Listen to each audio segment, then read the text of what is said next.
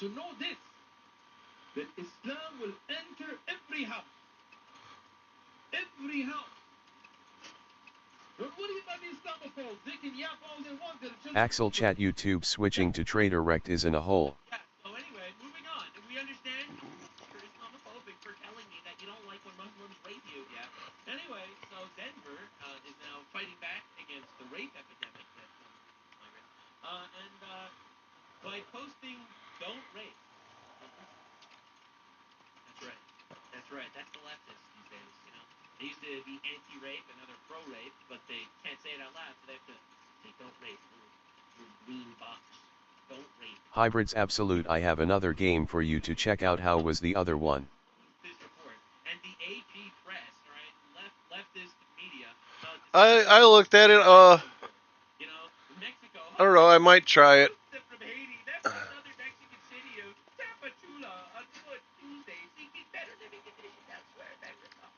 Migrant caravans like the ones that left Tapachula used to aid for the U.S. border, but many of the migrants leaving Tapachula on Tuesday said they making it into the U.S. due to restrictions that the Trump administration placed on asylum seekers. That's the fucking point, all right? And this is literally the bullshit we have to deal with, all right? It's like, Haiti's a shithole. Every Democrat, Haiti's amazing. Haiti's the best place ever. We love Haiti. Make Haiti. Haiti's awesome.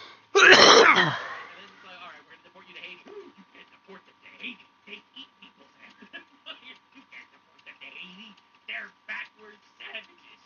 Yeah, all right, great. Let's bring them here, I guess. So yeah, that is the point, actually. W. Other news, because this is just, I just have to show you leftist policy. This is just leftist policy hour. Just full-ass racism hour. This is brutal. Transgender Utah woman and her lover accused of... Hybrids Absolute, the game is called Far Far West. Oh my god! This is the thing that doesn't happen, right? This is the thing that never happens. Well, it keeps happening. The thing that never happens seems to be happening a lot these days. It's crazy. And you know, honestly, Starting soon. I want to take this. Right, so this We're adding it to my random shelf. Called her out on it, as they should have, because literally, it's incredible. Oh God, I was gonna look at this. This is really fucking embarrassing. So this woman here, mountain farm owner, struggles to find workers as immigration enforcement tightens. It's just been harder and harder and harder to find those people to work. Bethany, hire Americans, and you will have no issue. Like, what are, I really want to hire slaves from Mexico that literally have to work from dawn till dusk, or I'll just get them deported. Man, I really want to have slaves to pay slave wages to. And now because of those evil Republicans that are deporting the rapists, I can't even have slaves anymore. This is literally the leftist policy. Leftist policy is pro-slavery. It always has been. It still is. All right, they're modern-day slaves. They're just illegal migrants that they can pay in cash, that they can underpay, that they can force them to work as hard as they want, and there's literally zero checks and balances. Because what are they going to do? Sue you? Hybrids Absolute, it's a fast-paced game. I don't know if you like those type of games. Yeah, I don't. I like more laid-back games. Games that I could take breaks from and stuff. My reflexes aren't so quick. She tells me she's tried hiring locally, but it's been difficult to find people willing to do the hard work. It's really hard to find non-slaves to work as hard as the slaves. Man, leftists are incredible, aren't they? They really are. They have zero ethical systems whatsoever. They just talk out of their ass. Being a legal American here that is going to work as hard as an immigrant. An illegal immigrant. All right, legal immigrants are Americans, and they're not getting deported by ICE. So this lady's like, man, Trump has made it so difficult. Here I am, trying to hire people to work as hard as slaves. Is that cop by himself? It's nearly impossible. She even posted job openings on Facebook. I had 7 people contact me about it, and when I sent them the description, I had... And then I was like, I want you to work dawn till dusk, live in the fucking barn, and literally not get paid. We'll pay you in oats, all right? You'll get to eat as many oats as you want. We'll pay you in oats. You'll live in the barn, all right? And you'll work dawn till dusk. And they're like, no, actually, I don't really want to do that. She's like, damn it, the Mexicans used to do that. No people respond. Yeah, we're going to find out how. We're going to find out why. Scott says increased enforcement has made it harder to find migrant workers. I forgot where the bed was. There it is. Illegal alien workers. This is all about illegal migrant work. For some reason, the host and the farmer just refuse to say it. It's heartbreaking because they are living. We all know why. It's because that's the propaganda. All right, anyone that says migrants are in trouble, like Zoran Mamdani in New York says this all the time. Every migrant deserves to have free child care, no matter what your documentation status is. All right, so what you're basically saying is that you want to rape the people of New York, take their money, and give it to people that should not be in this country at all. Got it. All right, but they don't want to say that out loud, obviously, because it's fraud. In fear here, an employee living in fear, and I don't blame them. They could get picked up at any moment, and then you're without an employee. To keep her Why farm would they get picked up? Oh, you mean they're illegal in the country? running, Gotts is now looking into the federal H-2A visa program, which allows Oh, I temporary was going to launder money. workers into the U.S. This year, I have endeavored to spend $200,000 I have to do it legally. to build a small worker housing so that I can get H2 workers. Wow. They used to sleep in the barn. They used to have like one stall for the boys and then one stall for the Mexicans. And now I have to give them beds and shit. Oh, Trump being immoral. Next year, you're buying a little slave shack for them. Oh, that's cute. we love our workers. They're our family, and they want to work, and they will work hard. And there needs to be a path for these people in our country because our government has failed them. Our government failed them. Our government needs to give them infinite resources so that they can become my slaves. So she's trying to literally hire indentured servants. She wants them to live on the farm and work 16 hours a day and do it for essentially slave wages. Anyway, people found a job listing. So take a look at this. Ranch hand needed. This is the salary, $2,600 to $3,000 a month. By the way, as people pointed out, this is for 60 to 70 hours work weeks on average. That's why they say the salary is monthly and hours expected are not listed. This is potentially less than $10 an hour of very hard labor. Experience 2 to 5 years. Looking for a competent ranch hand for 4,000 acres. Position is full-time, permanent, free housing. Oh yeah, you get to live inside of their little shack. I have endeavored to spend $200,000 to build a small worker housing. So No, you got something like this right here. And she wants slaves, yeah. She said small twice. I had several people contact me about it, and when I sent them the description, I had no people respond. No one wanted to be your slave in a free country like this. That's crazy. Well, the good news is, at least you have illegals from Haiti that can eat your cats if you have too many of them. Now, if you thought these dipshits were crying about migrants before, oh my god, it gets so much worse. Like, you have leftoids being like, I want my slaves. And then you got the migrants making believe that they're actually, like, benefiting every single area just by existing. First, This is a very controversial clip on the internet right now. I saw this. It had 31 million views. 31. Oh my god. Every child. First Nigerian to play chess at the Louvre, the world's most prestigious museum. Oh, this says This guy, look at this fucking Piccolo-ass cosplay. the first Nigerian to play chess at the Louvre, the world's most prestigious museum. Wow. Every child deserves a fair chance at greatness. Playing against himself. Right, he's not like a chess master or anything. Okay, he's not like some famous guy. Right, he's not famous. He's not invited there. He wasn't invited by a chess tournament.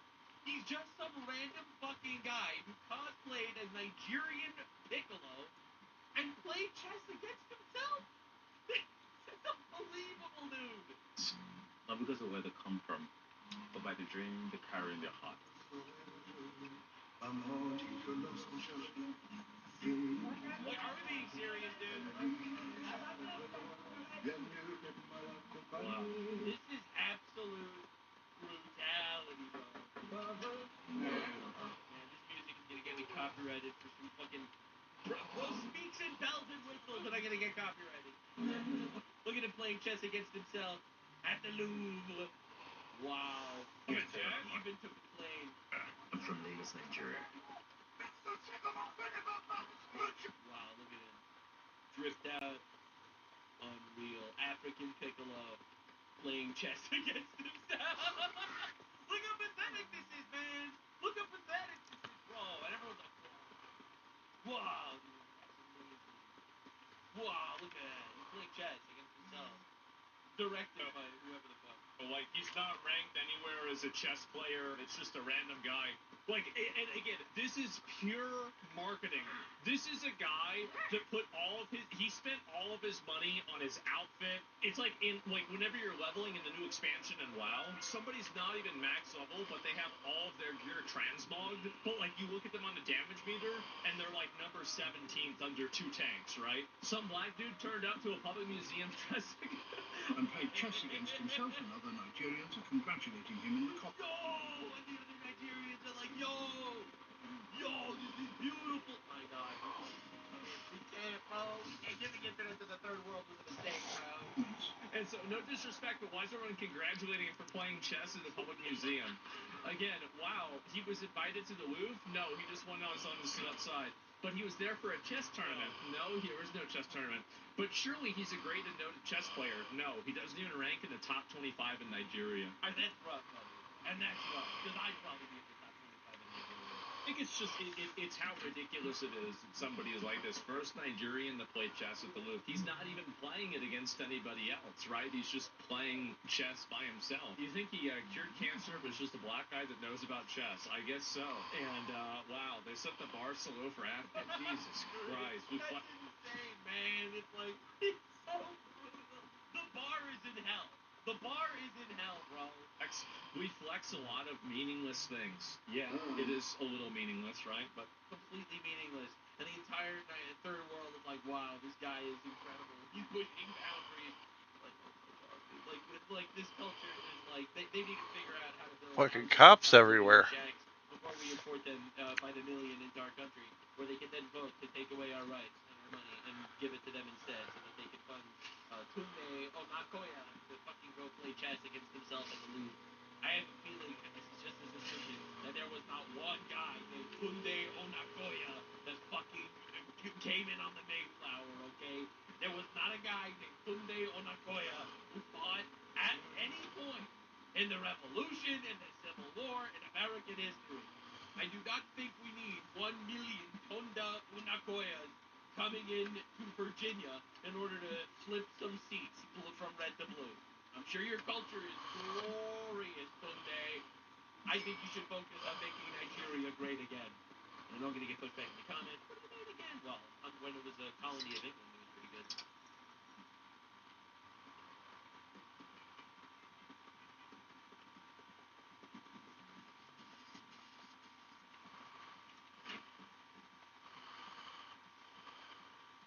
The other night on the stream, I fell into a rabbit hole of employees and politicians urinating into sinks, which, I always knew was a possibility. I knew our species was capable of such evil, but seeing it unfold firsthand, it still leaves you in shock and awe. And it's not like I was blissfully unaware of the existence of this tribe that walks amongst us, the sink pissers.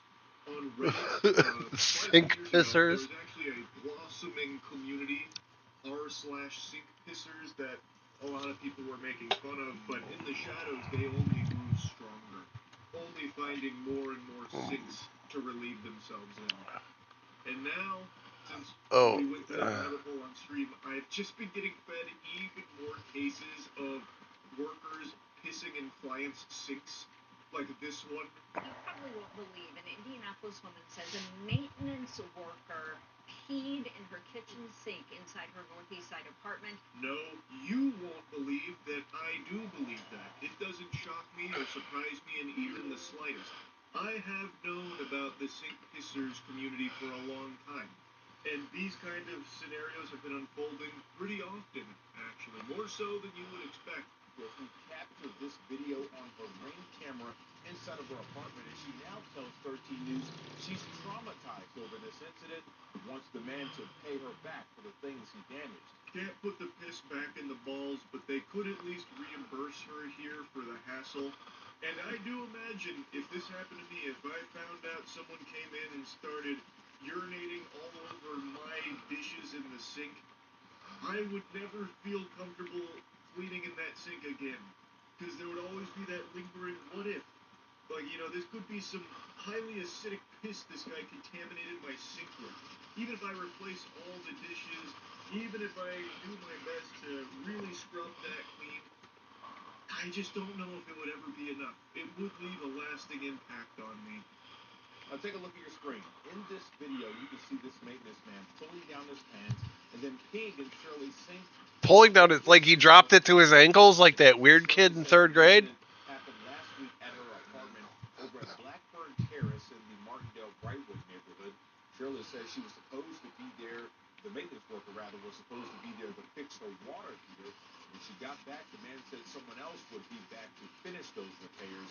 That's when she looked at her camera to see what he did. She was stunned. Greaseball really gets up close and personal with the camera here. He's like right up on it, looking like a Twitter profile pic for those 40-year-old dudes that spout out the worst dog shit takes of all time. We got him on the microscope here, checking on this. Now, judging from his build, I feel like I can say with a high level of confidence this is probably a frequent user of r/sink pissers. This guy's got the quintessential narwhal baconer at midnight Redditor build. So I think this guy was probably inspired by some of the posts on there over the years and said, you know what, today's the day.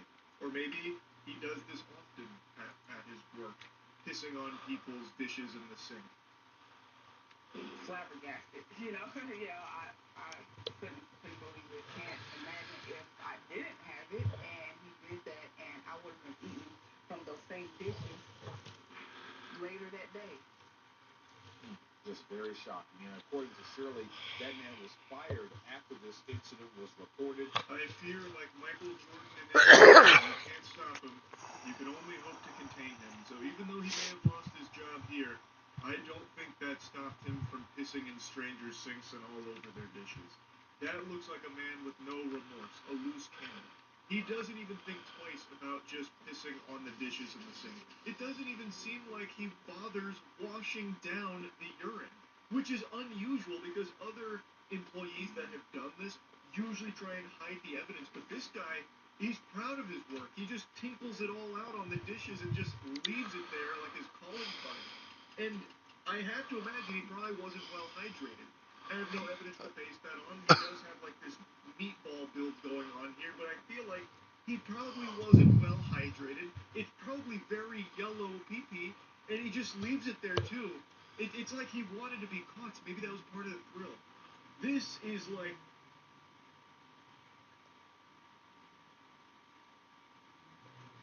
Alright, today we've got your favourite. My mind is racing. Kate! Smurf Kate!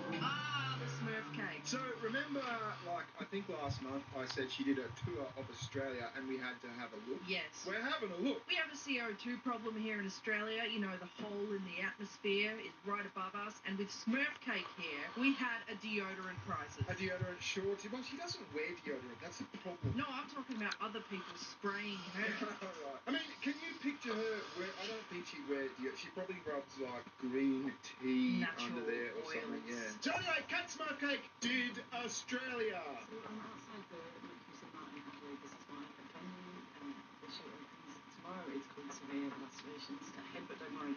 Australia's talked about Mercury falling in there. That's just a little bit of light relief between me talking about Trump and war and the Epstein files. But I promise it's super funny. It also features the story of how Noel Gallagher called me a lesbian and various other incidents of the argument that I got into in Spain's resort in France. Okay. Can we go back to the Noel Gallagher thing? So she talks about Noel Gallagher calling her a lesbian. Lesbian.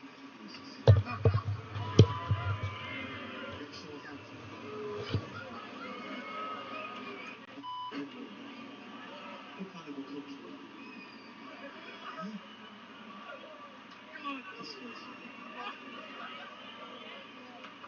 This next song is called Ladies And we all know Oasis was stealing food from Kate's mouth. Yeah, remember when she said, oh, no one turned up to my gig because Oasis are playing a show?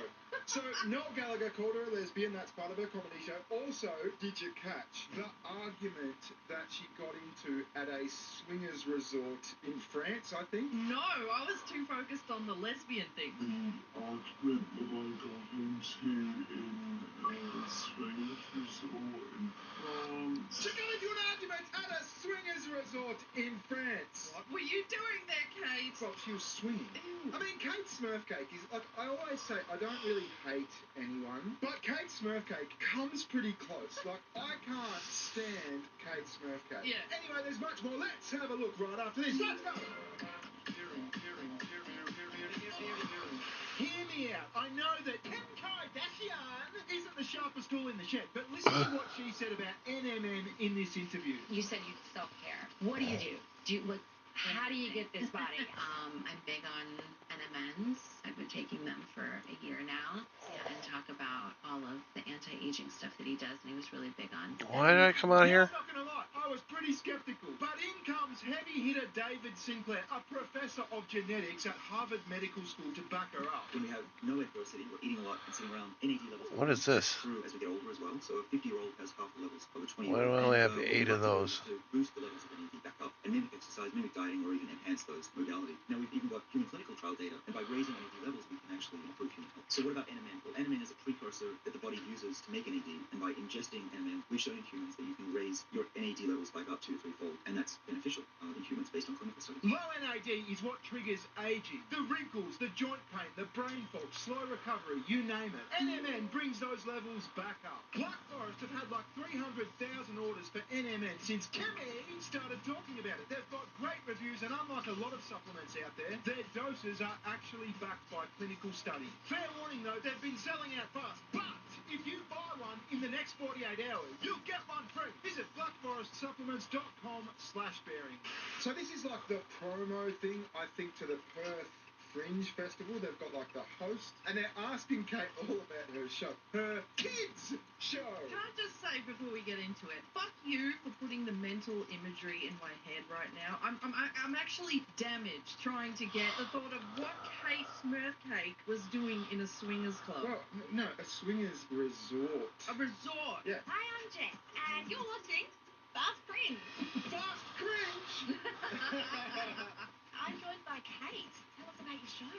So this is an interactive game show where you learn about science and animals, and you can win points and prizes, and you get to embarrass your parents. Oh, and where should we see it? All ages will learn something. There's something for all the family, and we won Best Children's Event last year at Fringe World. At Cringe World! What's the rainbow thing? Is that biros lined up in a rainbow? Pens. It's gay pens. Okay. So I was trying to think of whether, like, I would actually go see that show, right? I would go. I was trying to decide whether that would be. Would you call that I'd ironically go and see it, or I'd unironically go see it? Because I would go see it. You know I would ironically not fucking go with you, right? Yeah. Is that? I think I would. I think that means I would ironically go see it. I'm a bit confused. Anyway, she's in Australia. She's got a few shows, and she's driving around with the crew, probably some other like cringe comedians. Lesbians. No, they're not lesbians. They're like blokes and shit. Lesbians.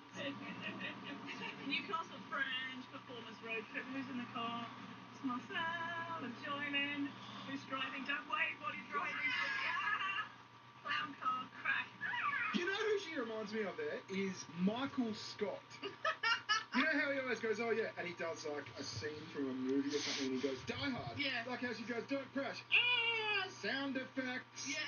She's the female Michael Scott. Yeah. Just not as funny. And you know how Michael Scott makes a bad joke and then he pauses and stares at you? Yeah, to see your and waits for you to laugh. I just said I don't hate people, but I think I might actually hate people that do that. Yeah. Like, yeah, they make a joke and they look at you and it's like this expectant look. And then it becomes awkward as fuck. Yeah, you gotta go, Oh, yeah, right. So while she was in Australia, of course, she had to do some Palestine protesting.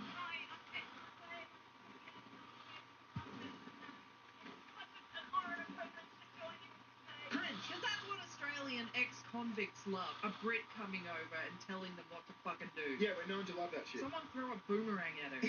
So she did some flyering, right? We've talked about Kate flyering before. Yes. Now, there's no shame in flyering. She goes out on the street herself and she hands out flyers and says, come to my comedy show. With varying degrees of success. Yeah, with varying degrees of success. Or not. That's right. Now, we'll come back to the Palestine.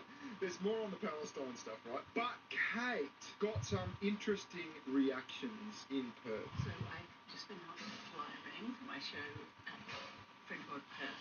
lacerations to head, and I was wearing my keffiyeh, as I often do. It is the perfect item for Perth's very hot, but also highly sunburn-prone weather, and I was treated to being called an idiot and a terrorist, and told that I'm stupid for believing what Amnesty International says, and that I have been fooled and duped. The highlight being an elderly woman who called me a silly little Christian, and that is the first time I've been called a Christian in a very, very long time. And I strongly suspect, were he real, Jesus would have something to say about that. I don't know if I'll talk about it on the show. I should talk about some interactions I have had with Zionists on the show.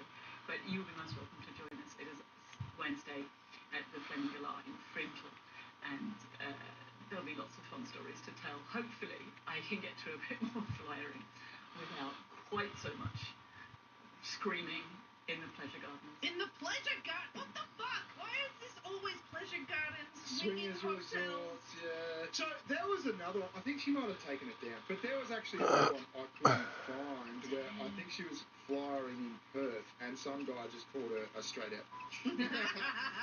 So anyway, look, I don't condone it. Don't call Kate Smurfcake a bitch. Just point and laugh. I love how everyone who's just fed up with this Gaza keffiyeh wearing bullshit are Zionists. Yeah. So anyway, I said there was more on the Palestine stuff. Now, Kate announced that she was doing a Gaza benefit, which is like, if that's your thing, if that's your cause, that's fine. I don't care. That's okay. Yeah. But she announced when she got back to England that she was doing a Gaza benefit. This was like a couple of weeks ago. Hi, I'm Kate Smurfcake, and I'm asking you to hop online and buy some tickets for our upcoming Stand Up for Gaza benefit. By the way, I left that background noise in. I didn't add it, that's just left in. This is the quality of audio production that this woman has, and it fucking annoys me. Oh, I thought you were going to say, by the way, I left this green screen in because I am going to fuck with Kate I was thinking about doing something with the green screen, but I thought, no, I'll just leave. That's immature bearing. Just leave it.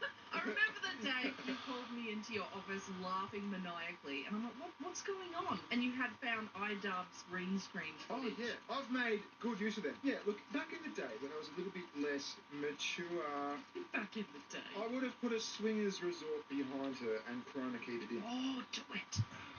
We'll see. Hi, I'm Kate Smurfcake, and I'm asking you to hop online and buy some tickets for our upcoming Stand Up for Gaza benefit. This is something that I and lots of comedians feel really strongly about, and for that reason, we have assembled an absolutely stellar lineup. This will be one of the greatest nights of comedy you've ever seen in your life. Okay, now I press X to fucking doubt. A stellar lineup, one of the greatest nights of comedy you have ever seen. Right, my autismo brain kicked in, and I thought, this needs to be investigated. Yes, and there's nothing like a war and tragedy to promote your comedy show. Yeah, so Stand Up for Gaza, MC'd by Kate Smurfcake. Can we just take a second to, like, digest that? So, not only do you have to sit through a Kate Smurfcake set, she's going to get up on the stage and fucking piss on after every comedian. Oh, God, it is. It's going to be like Michael Scott and the Dundee Awards. Yeah, it is. It is. But look at this logo. What the fuck is with this logo? Why is it so blurry? And why is it in this white box? Who designed... I mean, you could just type into AI, design me a logo, Stand Up for Gaza, and it would spit out something 10 times fucking better than this. I found this logo to be unacceptable. So Stand Up for Gaza, featuring Chiquita. Cheeky Kitta, sorry. Chris Stokes, Mitch Ben, Dig Vijay Rana, Kev Mudd, and Kate Checker. I don't think this is going to be the most epic night of stand-up I have ever seen, and I can fucking prove it. I'm depressed already. This is Cheeky Kitta. Open the window. Open the window. Not that one, the top one.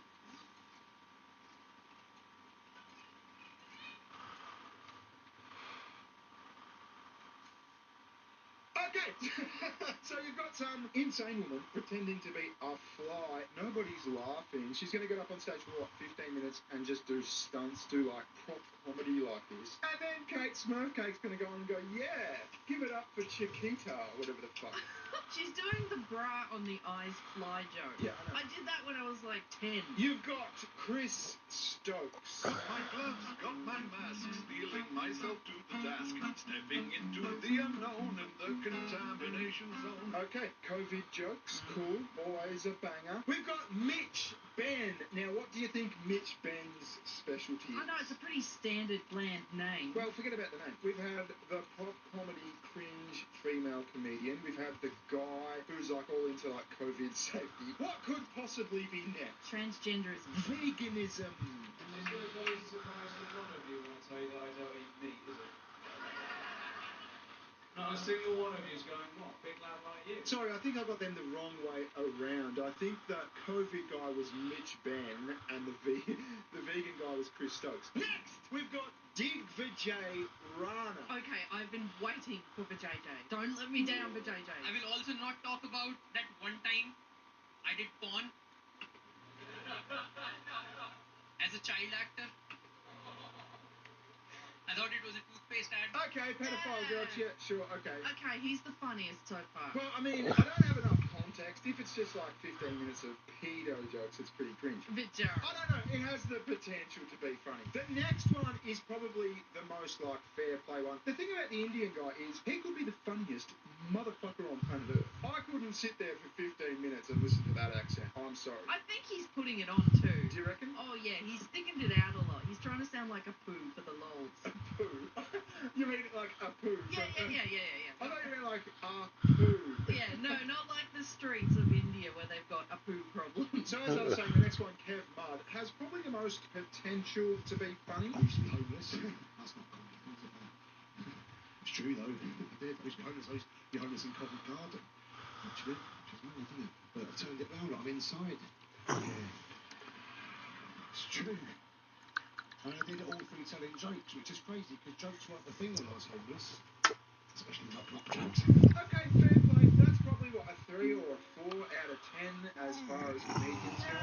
See, this is where you and I differ. I'm a lot more edgelord. I liked for JJ. This guy's like. Oh, you're just into the pedo shit, right? No, okay, I like black comedy. Right. Finally, and I think this is the headliner. We have Kate Checker. Now we've had cringe prop comedy. We've had COVID jokes. We've had veganism. We've had a poo.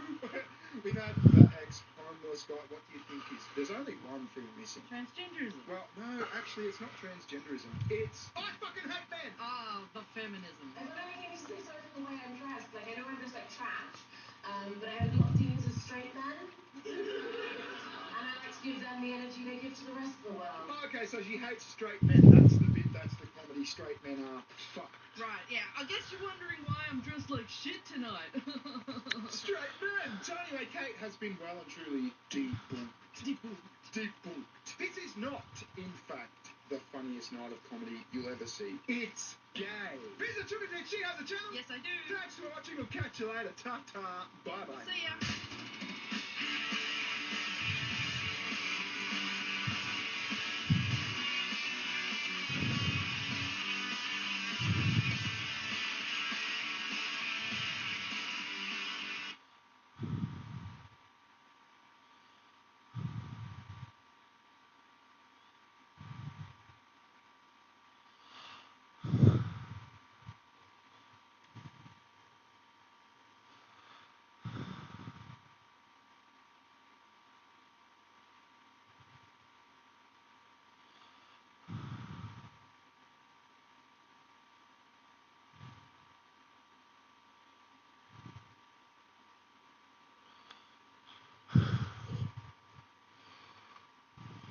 In or around the year 2017, a leather-clad lad with a skin tone of Tilda Swinton said in response to the obvious AstroTurf at Charlottesville something to the effect of, "This is what happens when the demand for racism exceeds the supply." And, well, The Southern Poverty Law Center, in a massive, sweeping indictment, has been charged with allegations of fraud using the banking system to perpetrate that fraud. I just want to talk about a couple brief things here.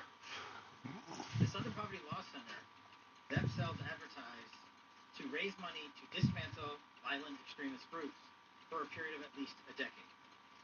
They used their donor network to raise money to purportedly dismantle violent extremist groups. However, the SPLC, the Southern Poverty Law Center, used the money they raised from their donor network to actually pay the leadership of these very groups. The groups, as the general laid out, include the Ku Klux Klan, the United Klans of America, Unite to Right, National Alliance, the National Socialist Movement, the Aryan Nation Motorcycle Club, and the National Socialist Party of America, and also the American Front.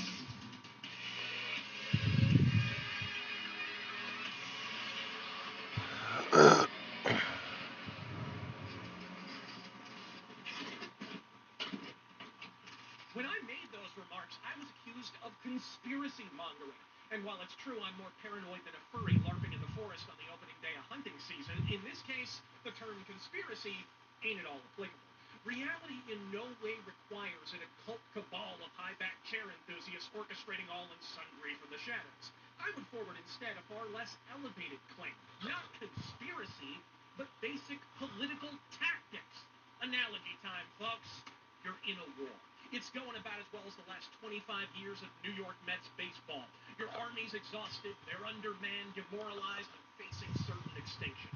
Do you A, quietly await your impending death? B, sneak behind enemy lines and poison them bitches? Or C, charge at them like Eric Swalwell on an OnlyFans whore? If you chose anything but B, do yourself a favor and never play Command and Conquer. It's not cloak and dagger. It's bait and tackle. I've been banging this drum longer and harder than Bill Swalwell and that OnlyFans whore.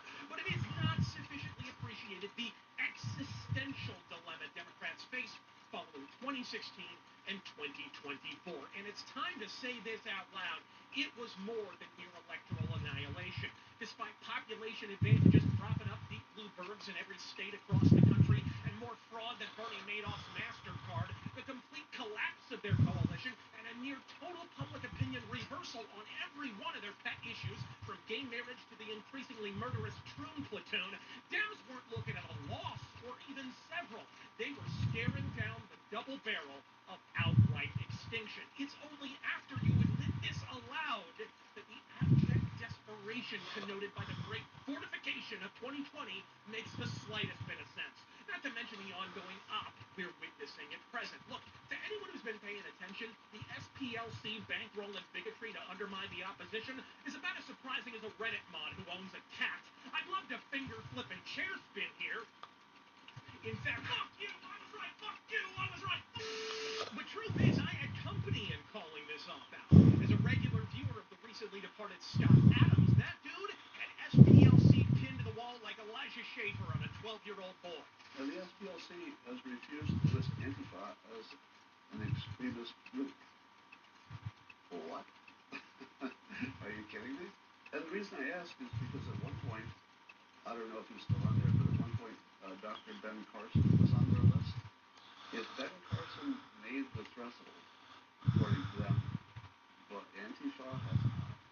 So obviously the SPLC is not a legitimate organization. Meanwhile, the SPLC has labeled the Turning Point USA organization a hate group. And they've added them to their hate map. Now, remember how I always tell you that if you know what happened, you might not know anything. But if you know who was involved, well, now you might know something. If your job is to identify ghosts, are you going to find any ghosts? Of course you will. Because you get paid for it. If your job is to identify hate groups, are you going to find some new hate groups every year? Or are you going to find all the ones that exist, and then you say, you know, we don't even need to get any funding for next year. I don't even know why we have the staff. We found all the hate. What's that? Marxism's popular as poop shoot cancer thanks to Venezuela, China, and every eighth anthropology major under the yellow sun? Quick! To the cash cannons! Fund the 5 remaining racists under the yellow sun. Organize them all under a sketchy prick in a peacoat who will mysteriously disappear 10 minutes after Charlottesville pops off, never to be sighted again. Color me skeptical, but I suspected the khaki clan might be an op around the time Patriot Front put the word front in their name. Pinko commies paying people to be racist? Who knew the solution for socialism's demise was the free market? And talk about inefficient. You're paying to conjure the same spirit of ethnic antipathy the average citizen already cultivates in a single trip to the Department of Motor Vehicles? I actually spent most of my morning at the DMV today. I'm actually recording this rant to remind myself what the English language sounds like. Gavin McInnes also watched his Proud Boys organization slowly go the way of payola, and as such, as an early whistleblower, he knew all about the SPLC shenanigans. Who knew racism pays better than the average Uber gig? I guess that is apropos, as groypers are about the only thing more brown than my last Uber driver. I guess I'd have more patience for those who doubt the truth of this hypothesis if it hadn't already been repeatedly proven before and after every major election cycle since 2016. Before and after 2018, the Red Mirage narrative was pushed suspiciously loudly. Of course, all the way on the West Wharf. Why would you want to fucking meet someplace close? Before and after 2020, enough said. It was even worse and for obvious reasons. And before and after I'm gonna get my gun out because I know somebody's gonna show up and try to stop me. of the self-same syndrome. Even ahead of 2024, many of the same voices now insisting all is lost were either outright endorsing Kamala or prophesying with certitude that we were donezo before even a single ballot was cast. I know because I screenshotted their flagrant attempts to demoralize as they emerge. I still have a master folder stacked to the rafters with your retardation. Some of the same voices who claim we kicked it all the way back then will brazenly appear in this comment section and push back on the rant I am recording at present, and I see through you like a Victoria's Secret camisole. Circumstances change, but the black-pilled bedwetting is eternal. What are you people on exactly? Apart from welfare, I mean. It's nice to have the confirmation and all, but keep your cash, Southern Poverty Law Center. Some of us tell racist jokes for the love of the game. I'm Razor Fist. Godspeed.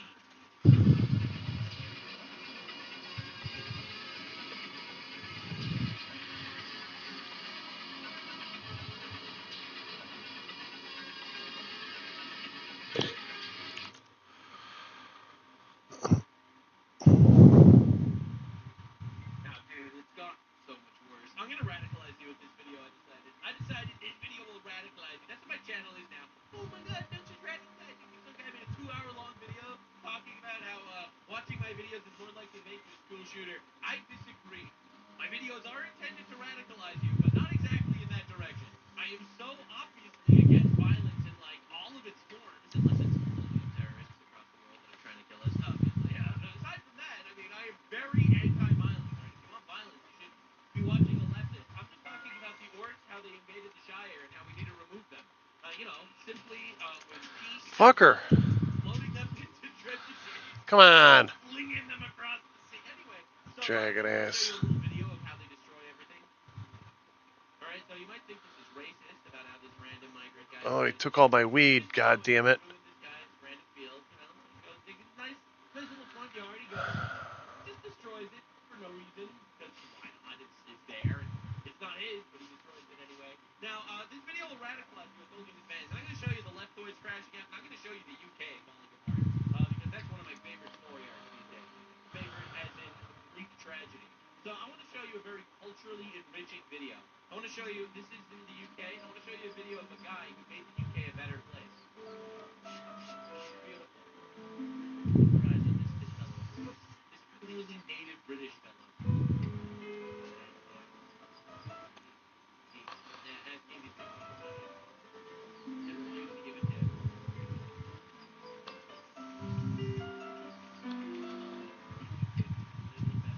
Anyway, oh my god. The question is he an engineer or is he a doctor? No one will know. It's like, bro, me when Mohammed promised me both sheep and goats. Thank you, Allah. Anyway, so, for those of you unaware, this is a nice video. I will not describe what's going on, but I don't think that he should be coming into our country, in my opinion. My opinion is simple. Terrorists who plotted to bomb London Stock Exchange was allowed to stay in Britain. I'm moving with the strike.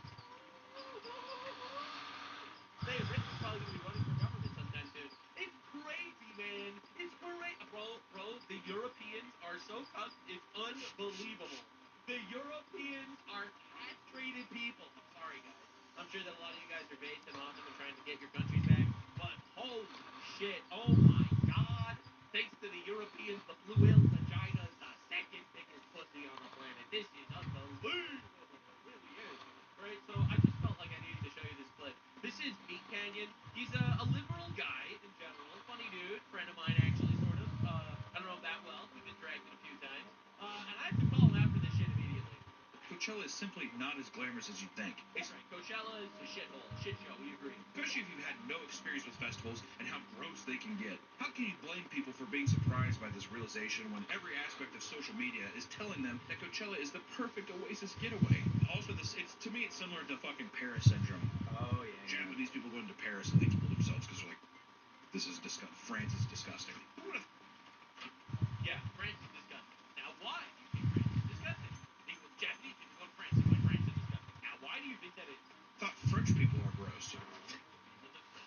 Now, listen, I make fun of French people more than most people. They deserve it. I mean, they speak French, which is obviously an issue. Now, just Joseph Mahmoudi over here had a lot to say about French people. Now, just to like understand what we're doing here. No, it's not the French people that ruined Paris. Paris used to be beautiful. It used to be the city of love. It used to be actually gorgeous. You want to know what ruined Paris? Yeah. This would traumatize the shit out of me if I went there too. Alright? You wanna know why Paris is a shithole right now? That's why Paris is a shithole right now. Alright? Now listen, as much as I think we should be making fun of French people, this one's not on them. Now the funniest thing is you'll see like liberal streamers and YouTubers, they'll be like, oh French, it's full of French people, that's why it's a shithole. Obviously it's a shithole, it's full of French people. Oh my god. They would never say that about Africa. Africa's a shithole because it's full of Africans. Can you even imagine these people saying that? Like, can you even imagine them saying? I can't even imagine. It's not even like a possibility. All right, Dr. Strange looking through possible futures. He wouldn't even consider a liberal streamer saying Africa's a shithole because of the Africans. There is such an unbelievable code going on in the world that you are allowed to criticize some but not others, and it's just getting worse there, man. Breaking Hungary violated the EU law when it banned children from accessing LGBTQ content. The Court of Justice of the EU, which is dead silent when they have infinite rapists in their countries, all right, are super mad at Hungary because they're not letting the children watch gay sex. And that's obviously very important. If the children aren't watching sodomy, how will they know how to sodomize their friends? Now, very incredible point over here made by the CEO of Telegram saying, so the EU wants to ban teens from social media, except for LGBTQ content. What a nuanced way to protect children online. So true. So true. It's like, we have to ban all children from social media because social media is dangerous. Except, you have to make sure they watch as much gay sex as they possibly can. This will improve their quality of life tremendously. Alright, this is breaking news for 24 who was deported but illegally returned to Britain is recaptured after trying to claim benefits. Do you understand the levels of retardation that are going on, that a headline this can even exist? You have a pedophile that's deported, all right? Convicted pedophile deported, all right? And then he returns, his name is probably Mohammed, statistically. Bro, it comes back illegally, goes to get the free shit that the government gives the illegals, and then like, what? Accepted? Isn't he that nonce? And that's literally what you have to deal with in England, all right? So, this is, in court, pretty good stuff, honestly. The man has finally been charged for knocking out an Irish woman who was out on town with her friends on a Saturday night. Look at that guy. He lifts his elbow and Right? hits Look at this dude just wandering there. Bam! Randomly knocks out a random Irish lady. This man's name is Abdelia Hambouli. Sounds like an Irishman to me. He was immediately released on bail. What are we doing? Oh my god, the most castrated society of all time. Now, there's a major reason why I'm showing this to you, man, and it's because liberal policies are cancer. Old Testament justice is based, actually, all right? When our book was given to us, written by the prophets, in the name of God,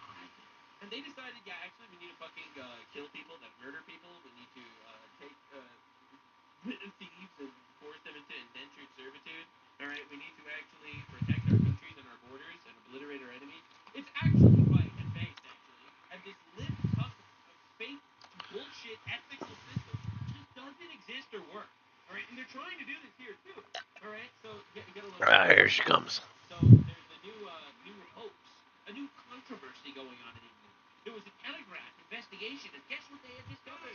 You won't believe it. A Telegraph investigation has found that landlords are illegally advertising for Muslim-only tenants. Could you imagine if they were doing it for white-only tenants? Could you even imagine if you had people like saying, "Hey, we'd like to rent out our apartment to whites only"? Whites only. Could you even imagine the absolute outcry? Like, unbelievable, bro.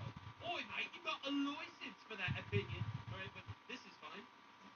Our investigation has found literally hundreds of listings on social media sites suggesting that only Muslim tenants must apply.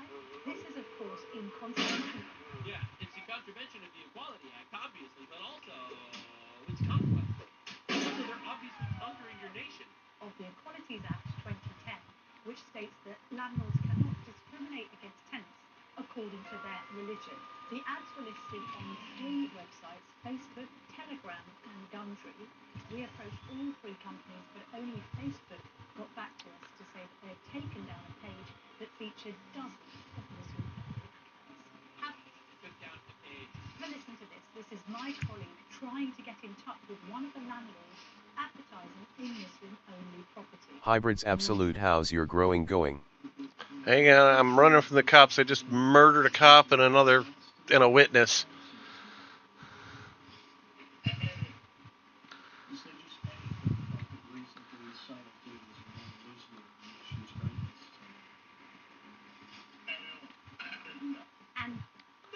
Let me.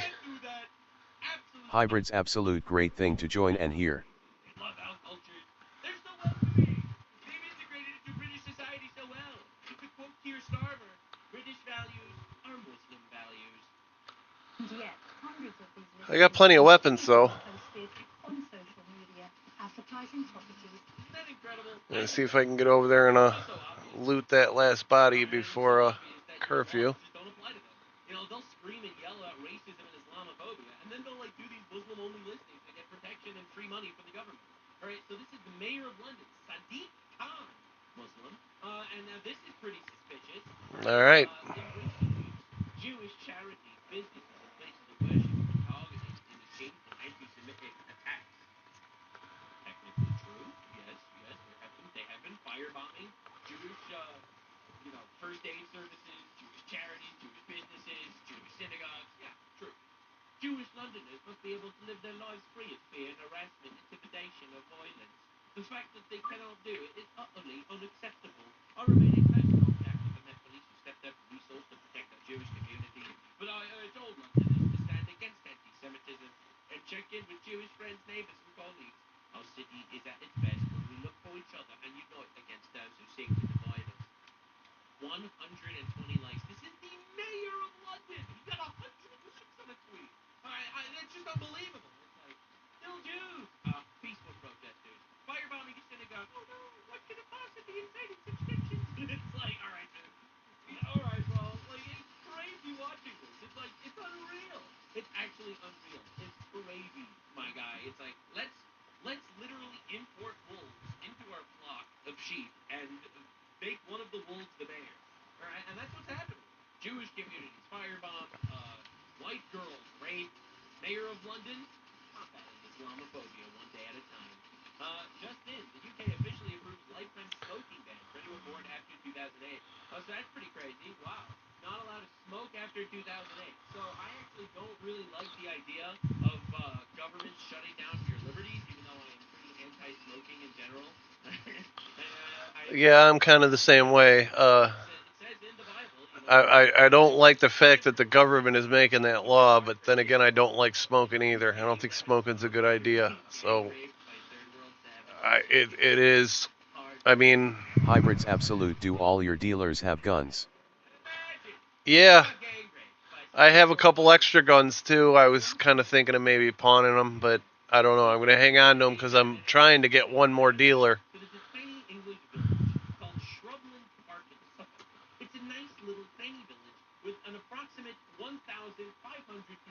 I think it was over here. Yeah, Nightmare Express is what I'm selling.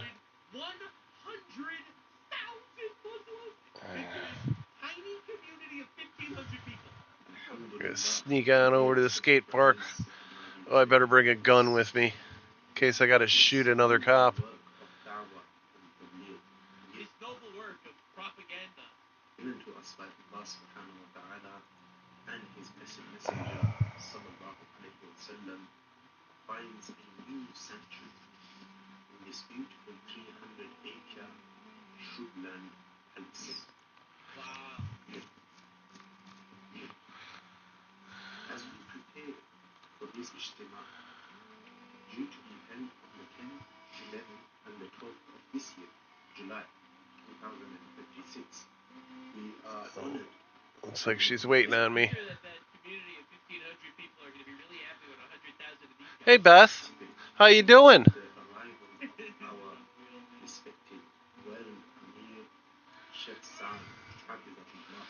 Fucking risky as shit coming out here just to drop off 3 packages, but that's fine. Doing it. That's customer service. Anyway, 100,000 Muslims set to descend on tiny English cities. It sounds like Vikings invading Northumbria, okay? But, like, it's honestly insane. This is like a normal daily occurrence these days, it seems, right? So, you know, you wake up, get raped, go to sleep, wake up, and they'll find another way to rape you. It's pretty insane if you think about it. And I'm not saying all Muslims are rapists, of course, but these 1,500 people just had their lives ruined. You know, they're in this little village that existed there for probably hundreds of years. Their ancestors probably built this little village. And the village is over, all right? These 1,500 people, I'm just gonna sleep. heritage, their culture, it's gone. It's over. It's officially been completely dismantled. And apparently that's just okay. And you're a bigot if you think it's not. I'll go buy a shotgun now, and I opened up the docks. Damn it, and I still don't have the one dealer. Move, come on. Why are you always in my way? Right? You should vote for Akhtar Tatia, independent, or you could vote for Aziz Daji, independent, or you could vote for Habiban Taman, independent, or you could vote for any of these guys. But Shahid or Wasim. You can vote. You have so many options. So many good options of people to represent you and your interests. Isn't that beautiful? My God, it's truly shocking that this is happening. And you're a racist if you think it's a problem. Wild shit. It really is. It's unbelievable. So just to show you how fucked the UK actually is, right? So there, in my opinion, has been a massive, massive betrayal done by politicians on some people. I think that everyone kind of agrees at this point. The way, you know, your culture has been sold out to get gang raped by savages. Essentially, I think it's all orchestrated. Because for the most part, whenever you have these elections, you can either vote left, which is pro-migration, or right, which is anti-migration. And then you get the right-wing guy, and he's just pro-migration. It's like you vote for the anti-migrant party, you actually win, and then they import more migrants. And then the migrants vote, and then they vote for the pro-migrant party, and then you get even more migrants. That's just kind of how it seems like it works in European elections. Even Meloni from Italy, who's supposed to be some base, cool, epic, anti-immigration woman, that was the red flag, we should have noticed from the very beginning, is now pro-migration. Right? She was considered far right before her election. She won her election, and she's giving amnesty to tens of thousands of illegals. So I think that so many people are playing into this gigantic psyop where they think they're voting for something, but all their votes are going to the same dickwads that are controlled by this global cabal. So stop in here. Right-wing party in England called Reform, and Reform seems like it's controlled opposition. It's supposed to be a sponge for right-wing votes, and even if they do win, they'll do absolutely nothing about the migrant invasion, which is why a new party started called Restore, which they're calling the far-right party, and hopefully honestly wins. Nigel Farage has a melty about Rupert Lowe. So to understand the lore here, Nigel Farage is in charge of the Reform Party. In my opinion, the controlled opposition party. They're supposedly right-wing, but they're still going to be giving amnesty to migrants. Shut up, Meg. Rupert Lowe, who's starting off running for the Restore Party, which is not affiliated to these globalist hegemon billionaires. Oh, you're fucking kidding me. That party actually does one of the Fourth of Retard. So Nigel Farage, in part of the PSYOP right-wing party, What's up, dude? Really? Oh no. Nigel Farage says X is becoming a dangerous place. Anyone that says X is a dangerous place just hates freedom of speech and wants to control you.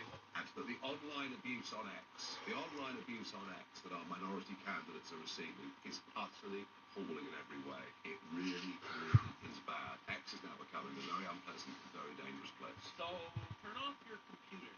It's like, I love when people are like this. I love when people are like, X is incredibly dangerous. All right, so turn off your phone. You are suddenly out of danger. It's like, wow, what an innovative solution.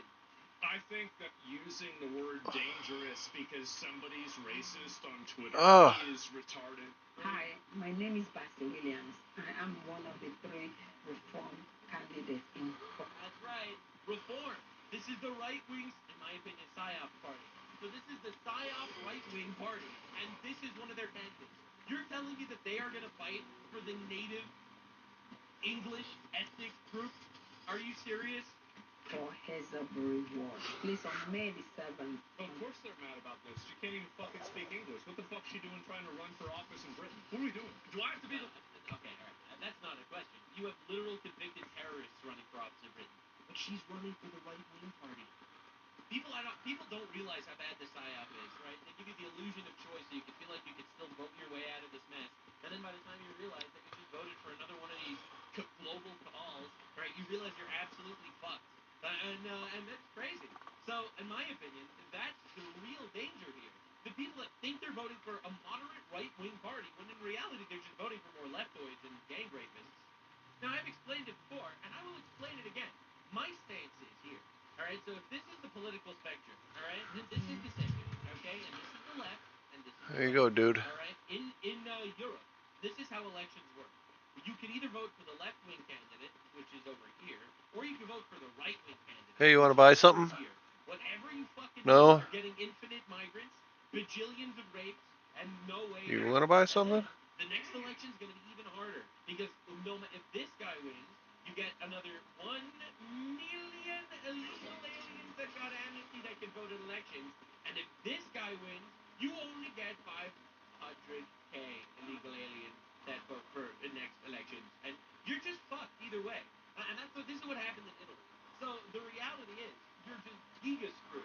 And the PSYOP is being like, you should vote for the right-wing candidate. Vote for the right-wing candidate, bro.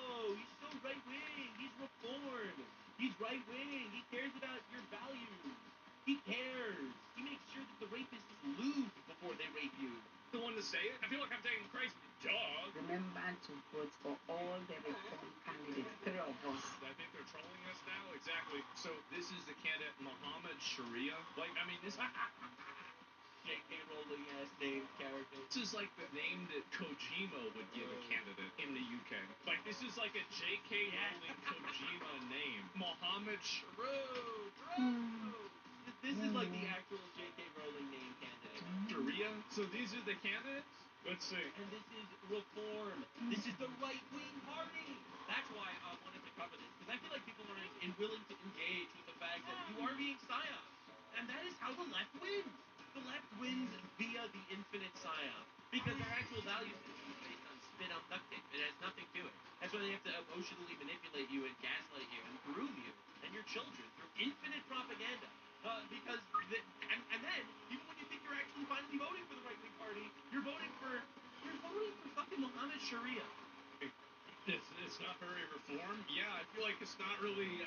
So Rupert Lowe made a comment about it. Farage can't hide behind pathetic accusations of racism to defend his choice to stand with a Bangladeshi migrant in Portsmouth. I'm sure Adi Azu. Oh my God! Is that even a real? Like, I'm gonna be real. I don't even know if this is a real name or not. Did he just make up a name of like Israel? I don't know. Bro just fucking vomited on his keyboard, and people are just like, yeah, I believe it. Mr. Oikolone is here from, I'm sure Adi Azumeri is a great bloke, and I wish him well in his election. If that election is in Bangladesh. British elections for British people. It's a political impossibility to deport hundreds of thousands of people. We simply can't do it. If we politically alienate the whole of Islam, we will lose. Unbelievable. It's just such a crazy admission. It's like we have to pander to Islam to get the votes. You really think that's going to be your base right-winger that's going to save your country? That's why I think it's all a psyop. It's all a psyop to import more Muslims. It's crazy how obvious it is if you actually pay attention. That's why I wanted to cover this. Full diversity. So this is the diversity of Restore Britain Party, and it's all just white guys. The Restore Britain Party. Nobody in Restore Britain gives a shit. Oh my God. Yeah, there it is. I have no interest in tolerating cultures that wouldn't afford us us the same respect. If you're a foreigner in our country and you treat women like dirt, you hate the British way of life, you can't even speak our language, refuse to pay your way, and make no effort to adapt to our society, a restore Britain government will deport you. You change your ways to fit us, not the other way around. If I lived in a Muslim country, I wouldn't expect them to alter their culture to accommodate me. Of course not. So let's stop bending over backwards to tolerate the intolerable. This is especially make sure you bend over frontward. Britain, we do things our way, the British way, proudly, unapologetically, and without compromise. This is, by the way, like his messaging about this is perfect. Yeah. And the low thing, it's one angry man. It's a lot of angry. Saying stuff on the internet. Look. Yeah. Let him do what he wants. He doesn't worry me. There's a lot of people that agree with him. That's the problem. Farage is the definition of controlled opposition. And Elon Musk fucking gets it, man. He gets it. It's a leftist psyop. Or you think you're voting for the right-wing candidate, and you just get more Muslims. Let's be honest. He literally just called me and told me. There he is. Lashing out over some people being racist about, like, the candidates. I think that it's very easy to acknowledge that when you have people that are not ethnically or culturally from Britain that are trying to run for a conservative party, then I think you've got a big problem. People see that. They read some... Look, man, I do believe that some people can actually assimilate into other cultures. Right? I'm not like one of these guys that believes in like the ethnic enclaves to an infinite degree. Some people do actually assimilate. That is a fact. Now, the majority of different cultures, most of them in the third world, do not assimilate. Especially if their religion literally tells us to conquer other nations. You're probably not going to be the type of guy that's going to be subservient and try to make your nation great. That said, the number one crying issue to the United Kingdom is the fact that their entire country is getting raped by migrants. I would not want to sit here and be like, we have to pander to the migrants for votes. I said this before and I'll say it again. Discrimination is based, actually. All right? You exist through discrimination. You discriminate through your daily life. You discriminate when you decide what food to eat and what food not to eat. You discriminate whether you want to cross the street because you think something's dangerous or not. And the reality is discrimination is fucking awesome. It is a pivotal skill that every single human being has. So yes, I am going to discriminate and be like, I don't think Reform Britain actually gives a shit about the native English population.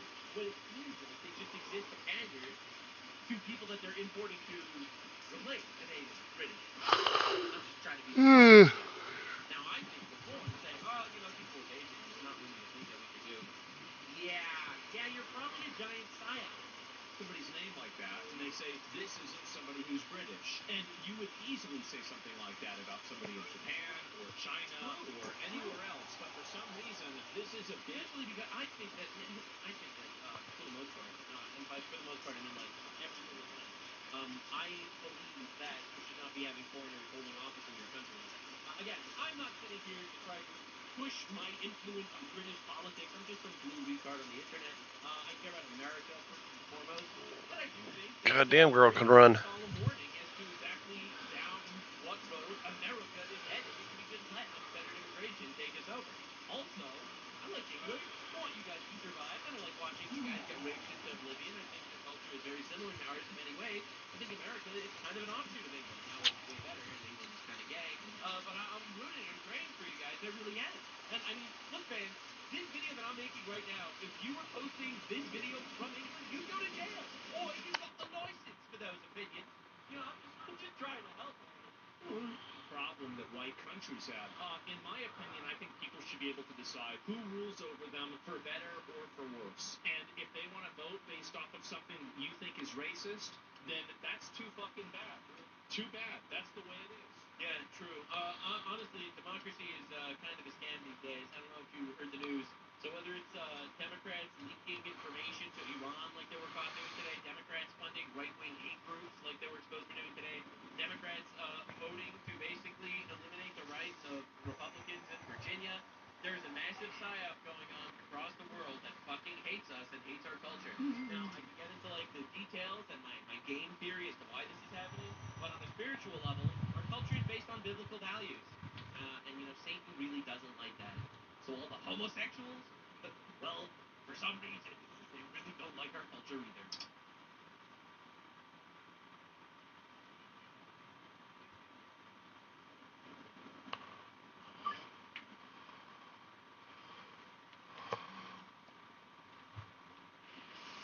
been more into lawsuits than Saul Goodman recently. I've become such a huge lawsuit enthusiast over the last, 6 or so months.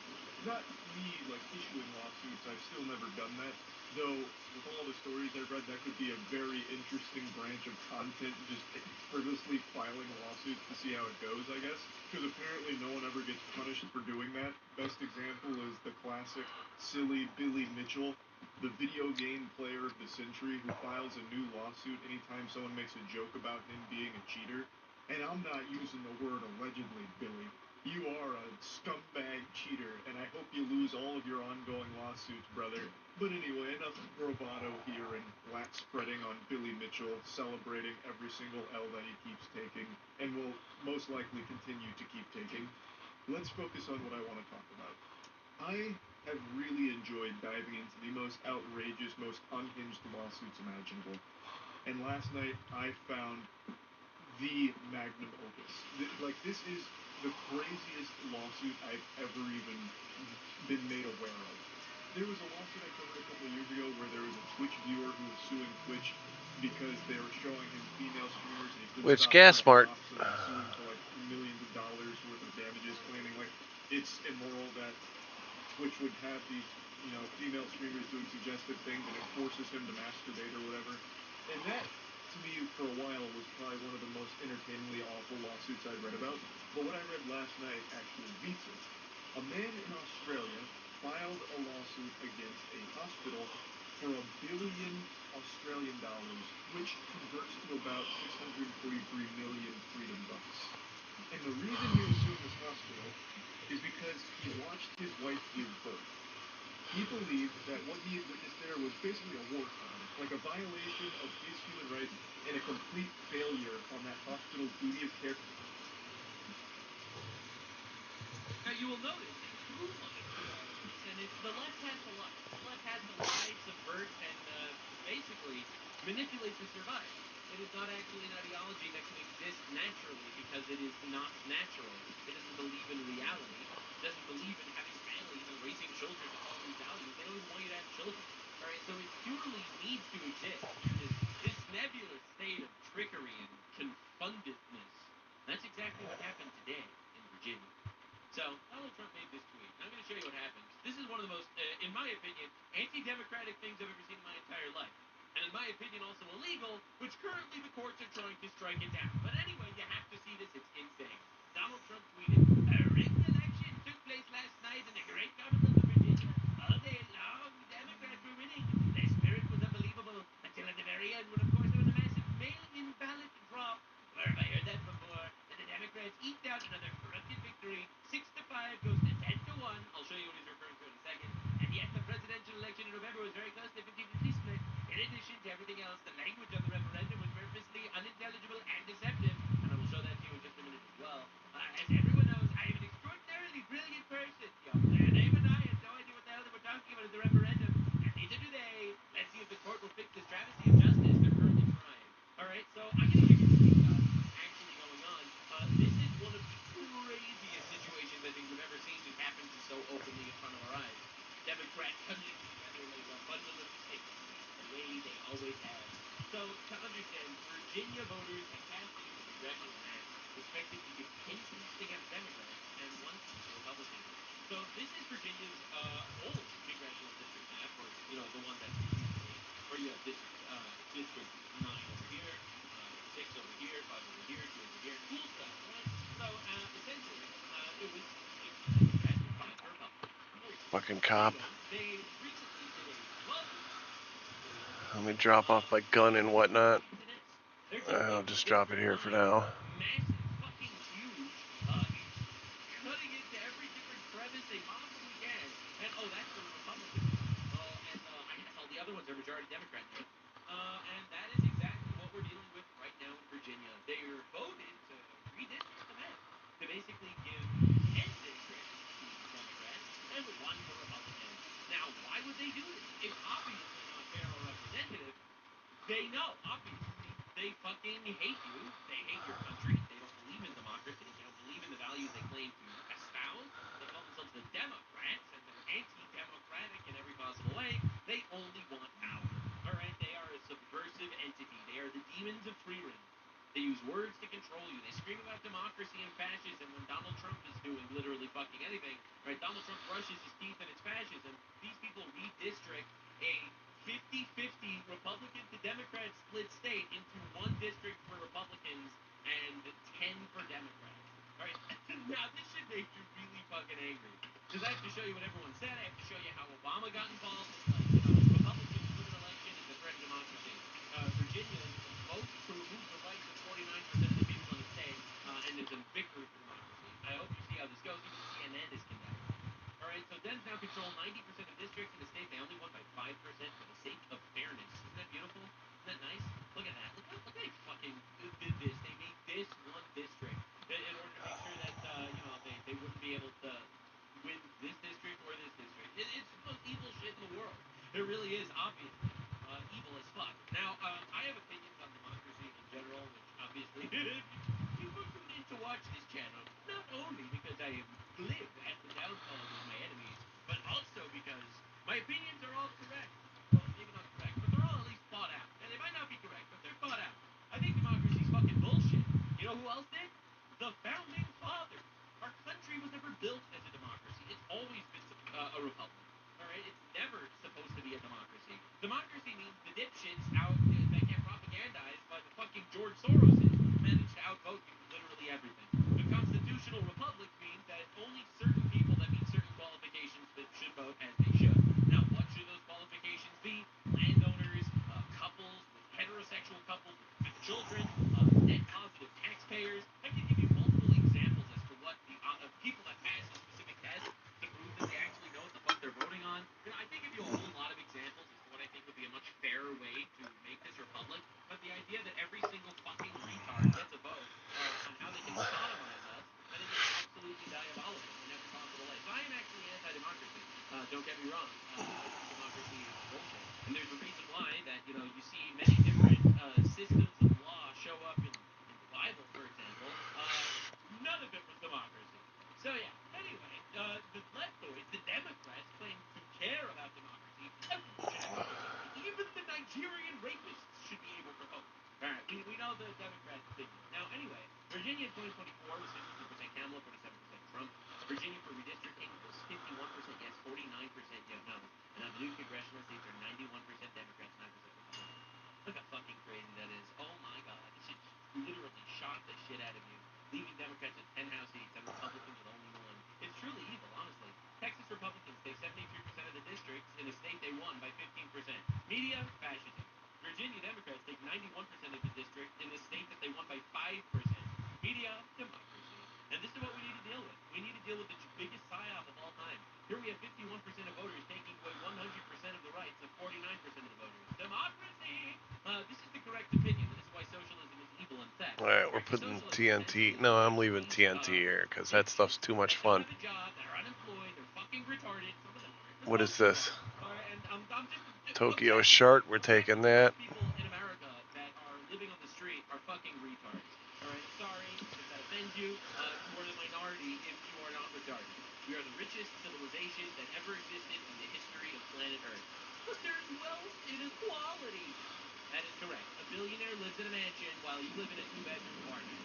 The wealth inequality a couple hundred years ago was the billionaire lived in a palace and you died of measles on flea bottom eating old potato fields. Socialism just basically means a lot of retards vote to steal your shit, and now you have to give it to them or they'll kill you. That's socialism. Now, 5 districts in Virginia now start in this circle. As you look at DC, you think it's us the same. If you actually look at the gerrymandering, look at how evil it is. This doesn't prove to you how evil it is. So this is obviously DC. Now, if we look at this map, you'll notice what used to be decently cut out areas, I guess, still not great. Now it's this. Now it's this fucking bullshit. This actual bullshit. What is that, dude? What is that?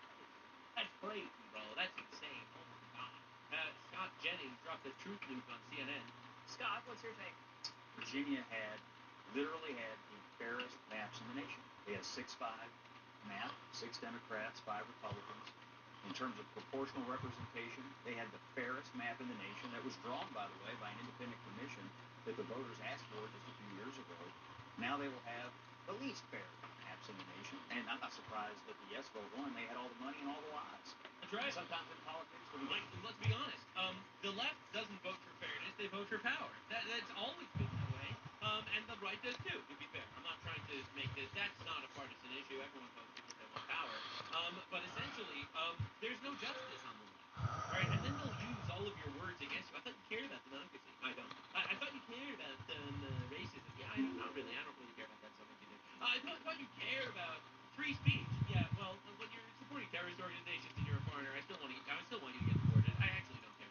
Like the weapons, the lies, they don't work on people that actually know what they're talking about. You got those two things. You can put something over the line. Even something as egregious as this. This whole thing has driven Spanberger's approval ratings down into the toilet. She lied to the people of Virginia. They had to write a ballot question that was a joke. They drew maps that were a joke. Now you're going to have huge chunks of rural Virginia represented by 5 or 6 Democrats who all live in northern Virginia within about 15 miles of each other. That's right. That's right. So a couple of guys are all going to live here in this little tiny area over here, and these guys are going to be the representatives of these people living in the farms over here. Right? So all the people here are going to be controlled and represented by a couple of dipshits here. Yeah, incredible. Each other. It's a complete joke. Everybody knows it. And there's a reason that all these national Democrats and all their money came into Virginia because, they don't really care about the people of Virginia. They just care about power. What I have a problem with in Virginia is you had a fair map, and you also had an independent commission draw it, and you also had the new governor, tell the people of Virginia during her campaign she wasn't going to do it. So this whole thing was built on lies, and the ballot question, if you read it, was a total joke. You showed the map of the districts, they're a complete joke. And so I think what they've done is they basically disenfranchised. It's against democracy. Yeah, it is literally against democracy. Even CNN is like in shock. It is against democracy in order to you got 51% of the people to vote to take the rights away from another 49% of the people. It's truly incredible stuff. It really is. It's wild. All right. Now Fox News obviously was even less kind than CNN, as they should have been. Fox News alert, according to the AP, voters in Virginia have approved Democrats' plan to gerrymander congressional districts 50 to 49. This could flip 4 House seats from Republican control to Democrats. Yeah, so obviously not good, but also retarded. Now Barack Obama, this is incredible, says, congratulations, Virginia. Republicans are trying to tilt the midterm election to their favor, and they haven't done it yet. Thanks for showing us what it looks like to stand up for our democracy and fight back. This is the most anti-democratic shit of all time. It's crazy. All right. Meanwhile, 5 seconds ago, for way too long, gerrymandering has contributed to the stalled process and warped representative government. Redistricting begins next year. Let's do our part to protect and restore democracy. Let's not gerrymander, guys. Let's not do that. That's bad. Anyway, congratulations, Virginia, on voting to redistrict the bank in the most bullshit way possible, where now you have 91% Democrats representing 51% Democrats. It's honestly insane. And then, I love how these guys are you stood up for democracy and made the most undemocratic map in the history of our nation. Right? These people, they're so forward in the way they want to actually use this communist tactic to take over our country. All right, Virginia, today's the day you vote to redistrict. Make sure to vote yes. All right, so you got Obungus.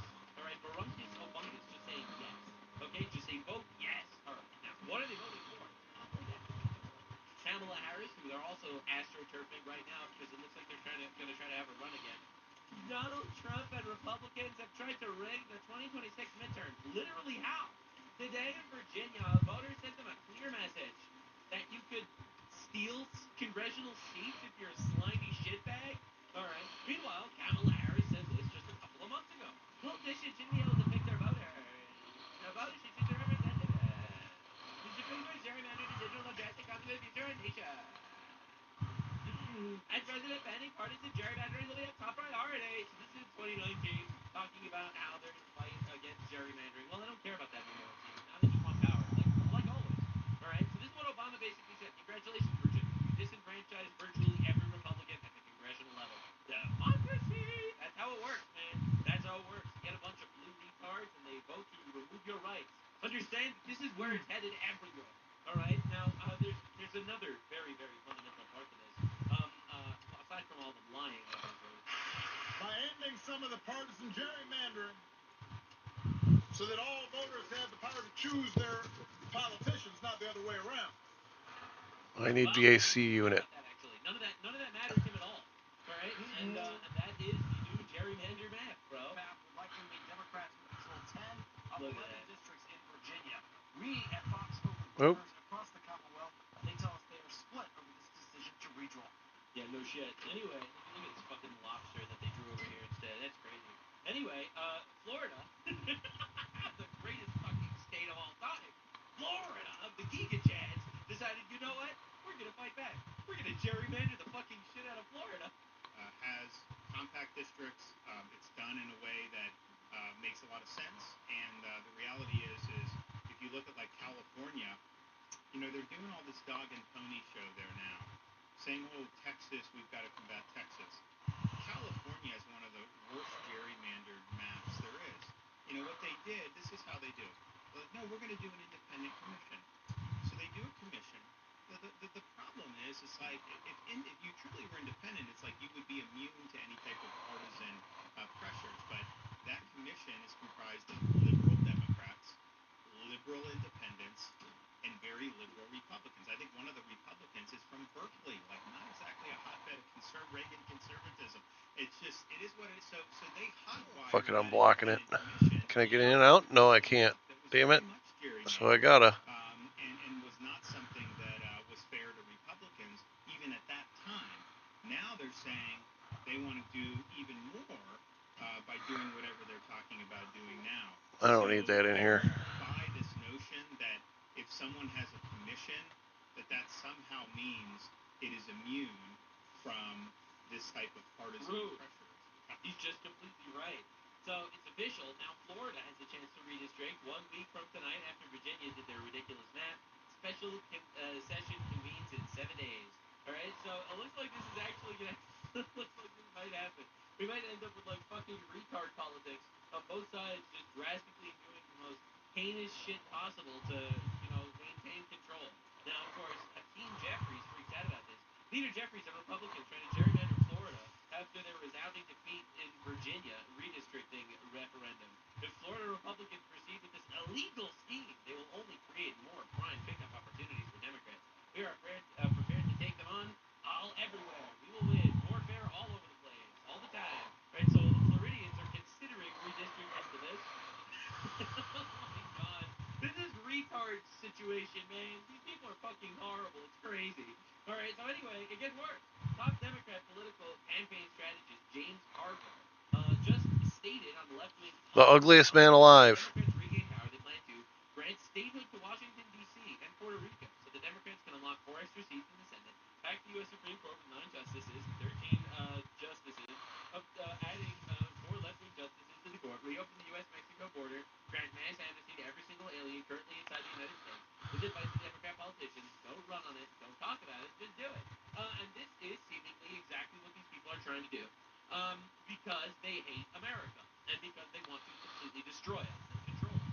So whenever I see a dipshit, and yes, a dipshit, saying, oh, we have to teach the Republicans a lesson, we need to vote Democrat.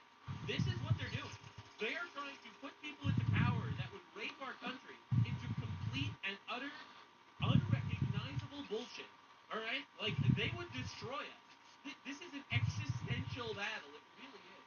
All right? This is how the Democrats decided to take full control of the state government in 2026. Virginia is officially cooked because the state now holds a brand new Democrat government trifecta, which means the Democrats control the government's office, the state Senate, and the House of Delegates. And on top of that, Virginia just got a new governor, Abigail Hamburger. What a name. And oh my God, they wasted no time because they just introduced a host of new bills that'll make your head spin. Keep in mind the Democrats have full control of the state government, so keep that in your noggin while I read these out. They want a new sales tax on Uber Eats, Amazon, and Of course, more taxes. They can give it to illegal aliens. Sales tax on admission to a wide variety of businesses. Great. Dude, Somalia did need more money. Even higher tax brackets on people making over $600,000 a year. Of course, you should not be working to actually succeed in this country. You should be working to infinitely pay migrants. 10% tax bracket for anyone making over $1 million. 3.8 investment tax on top of state income tax. People making money ain't gonna like that. Raise the hotel tax. New property tax on landscape equipment. A ban on gas-powered leaf blowers. That's right, no gas. No gas, we have to be gay. We have to have windmills and faggots everywhere, right? It seems like George Soros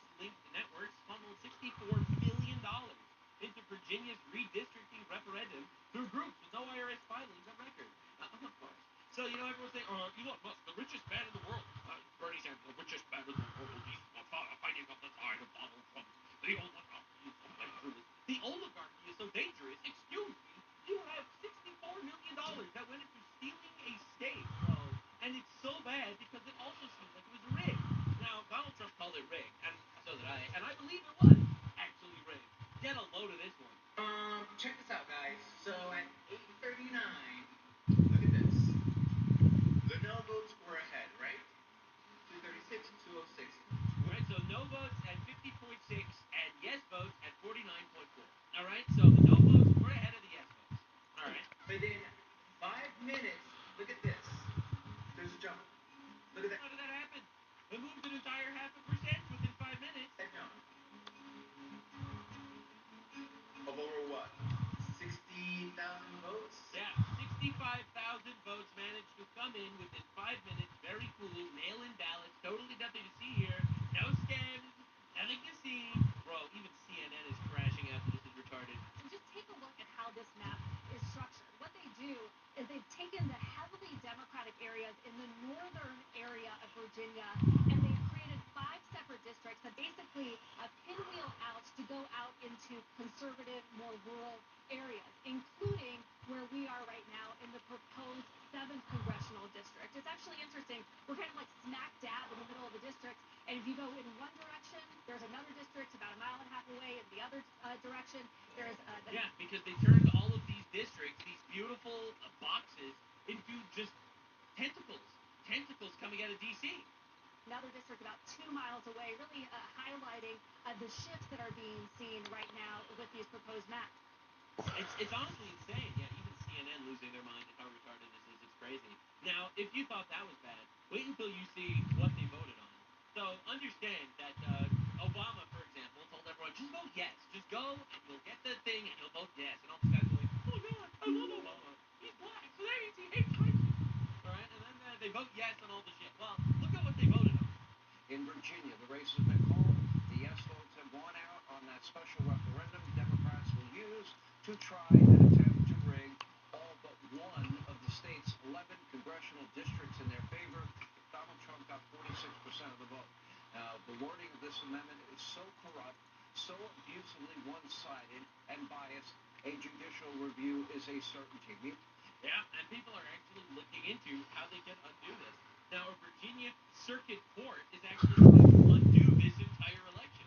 Virginia Governor Abigail Spanberger celebrating the win in yesterday's redistricting vote, voters narrowly approving a new pro-Democrat congressional map in a controversial referendum that critics have slammed as a, quote, power grab. The outcome is the already very tight Republican House majority. Mark Meredith is live in Alexandria, Virginia with more on this. And Mark, that vote ended up pretty narrow. Bill, it sure did a lot narrower than some people were expecting, and Virginia voters showed up in huge numbers to determine Tuesday's redistricting referendum. This morning, Democrats are celebrating the outcome, saying they're putting a check on President Trump's power, but Republicans say this is simply proof that Virginia has lost its way. More than 3 million people cast their ballot in what you said was a narrowly defined race. However, voters chose to give the legislature power to redraw congressional maps before November's midterms. The new map is expected to take Republicans down from 5 congressional districts to 1. We heard from the chair of the National Republican Congressional Committee who wrote, Democrats can't redraw reality. This close margin reinforces that. That's exactly what they do, though. They just don't care about reality. Virginia is a purple state that shouldn't be represented by a severe partisan gerrymander. Democrats say they felt emboldened to act after Republicans in Texas redistricted too. Governor Abigail, not nearly as badly as this, by the way. Spanberger and former President Obama, they were the ones leading the effort in the Commonwealth.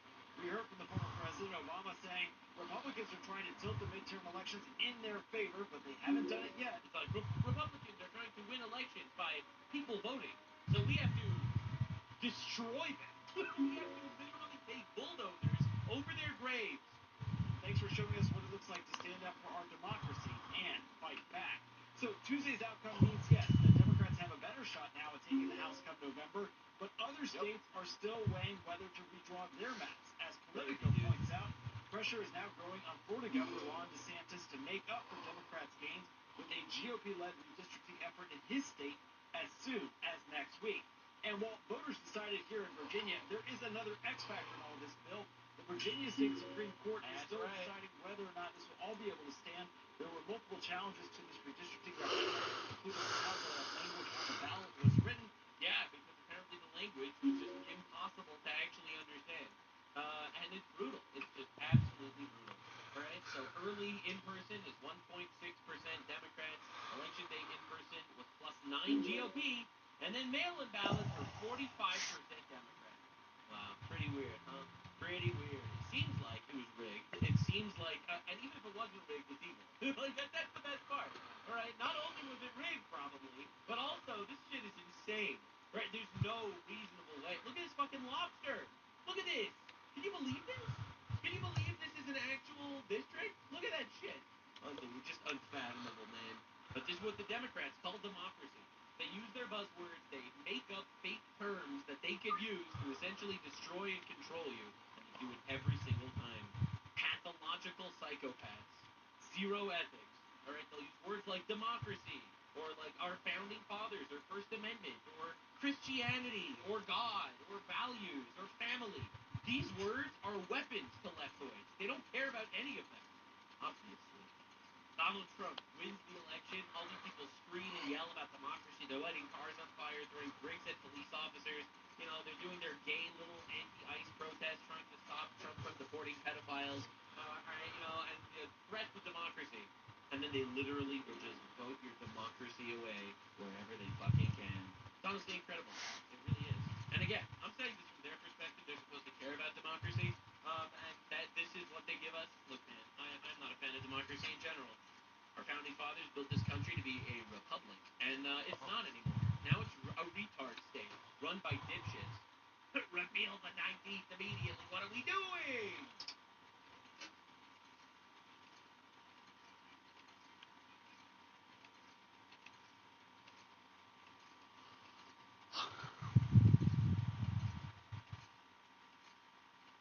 Say whatever you want about court, but don't you dare besmirch the good name of Zoom Court. It's an entirely different beast. The gift that keeps on giving. Zoom Court has given us golden nuggets of content. It is the perfect combination, like peanut butter to jelly. Zoom and Court. What a wonderful thing. Giving us access to incredible moments like this. You cannot be driving, ma'am. What are you doing? I'm not driving. I'm a passenger in a car.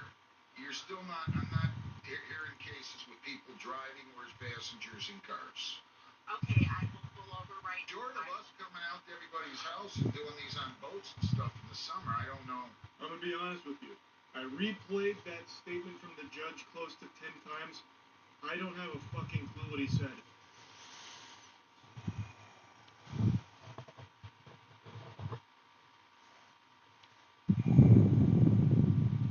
Moving on, we have a video that's upset the women of the internet as well.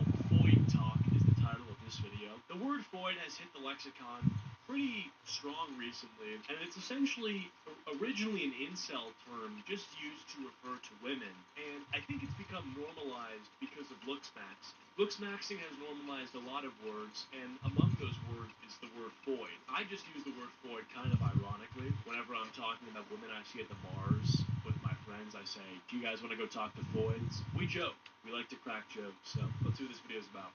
Foid is a derogatory slang term used within incel communities as a shortened form of femoid, which is a combination of the words female and humanoid, or female and android. I'm not gonna lie, when I hear the term foid, I usually think of like one of those Star Wars droids with like a blonde wig on and like makeup. But today we're gonna be talking about foids who voice their weird, terrible opinion on the internet.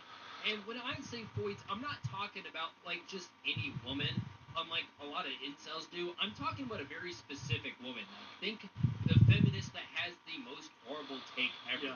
Let me just roll you an example, and you'll probably pick up exactly what type of woman I'm talking about. Also, this is a separate video to the Women versus Accountability series that I started, so look out for that as well. Anyways, here is our first clip. I really pray it doesn't get bad enough, but being a mom in America, I had to stop walking for this.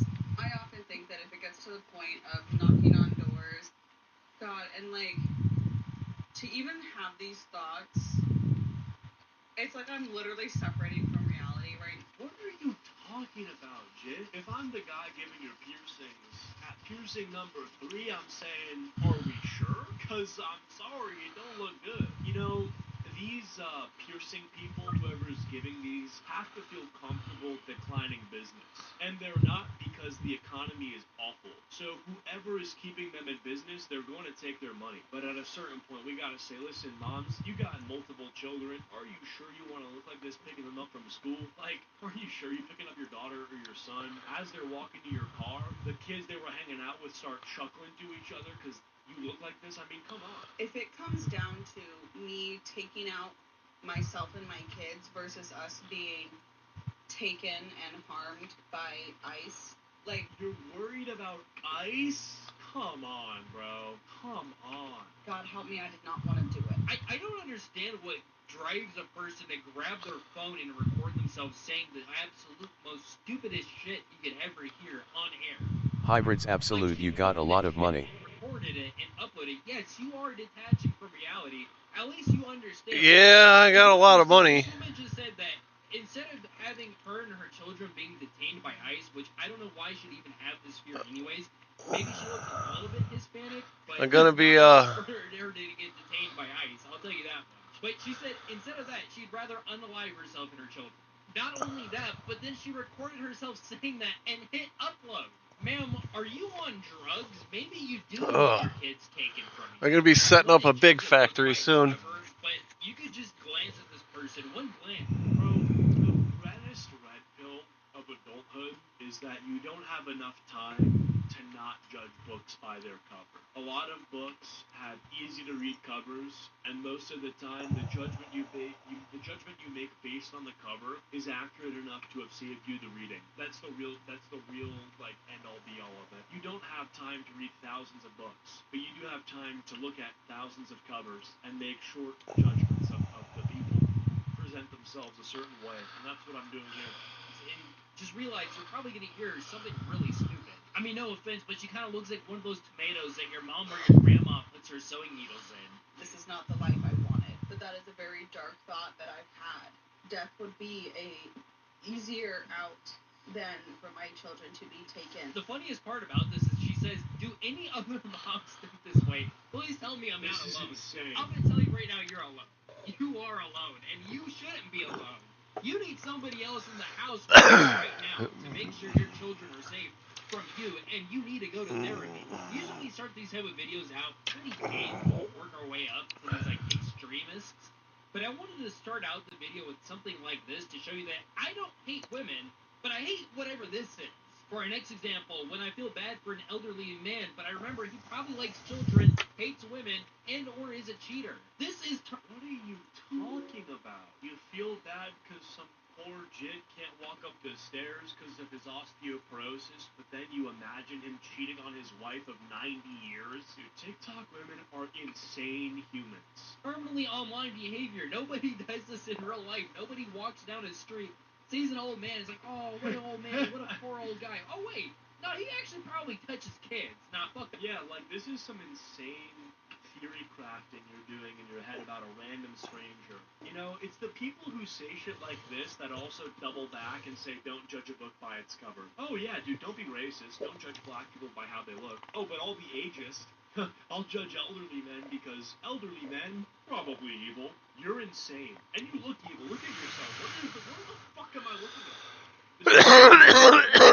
Behavior. Nobody does this in real life. Nobody walks down a street, sees an old man, is like, oh, what an old man, what a poor old guy. Oh, wait, no, he actually probably touches kids. Nah, fuck that guy. Like, in real life, normal people be like, hi, how you doing?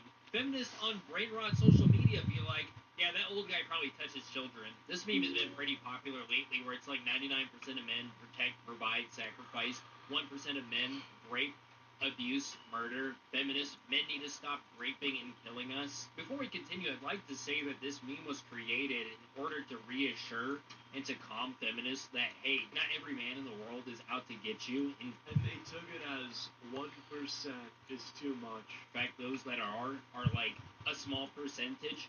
and those that aren't are actually going to protect you from those that are. And some feminists responded by creating a meme, tapping the sign. Guys, I'm so quirky and passive aggressive that implying that this is borderline common sense. Tapping the sign. And we're going to go into how just retarded this meme is. I've learned that a lot of guys are social environment like this. Good men, crazed evil men. Where it's more of a gradient spectrum. Fuck you, dude. It's not. It's not. It's not. It is like this. It's like 99% killing and R-wording, and 1% do. I've learned that a lot of guys visualize our social environment like this. Good men, crazed evil men.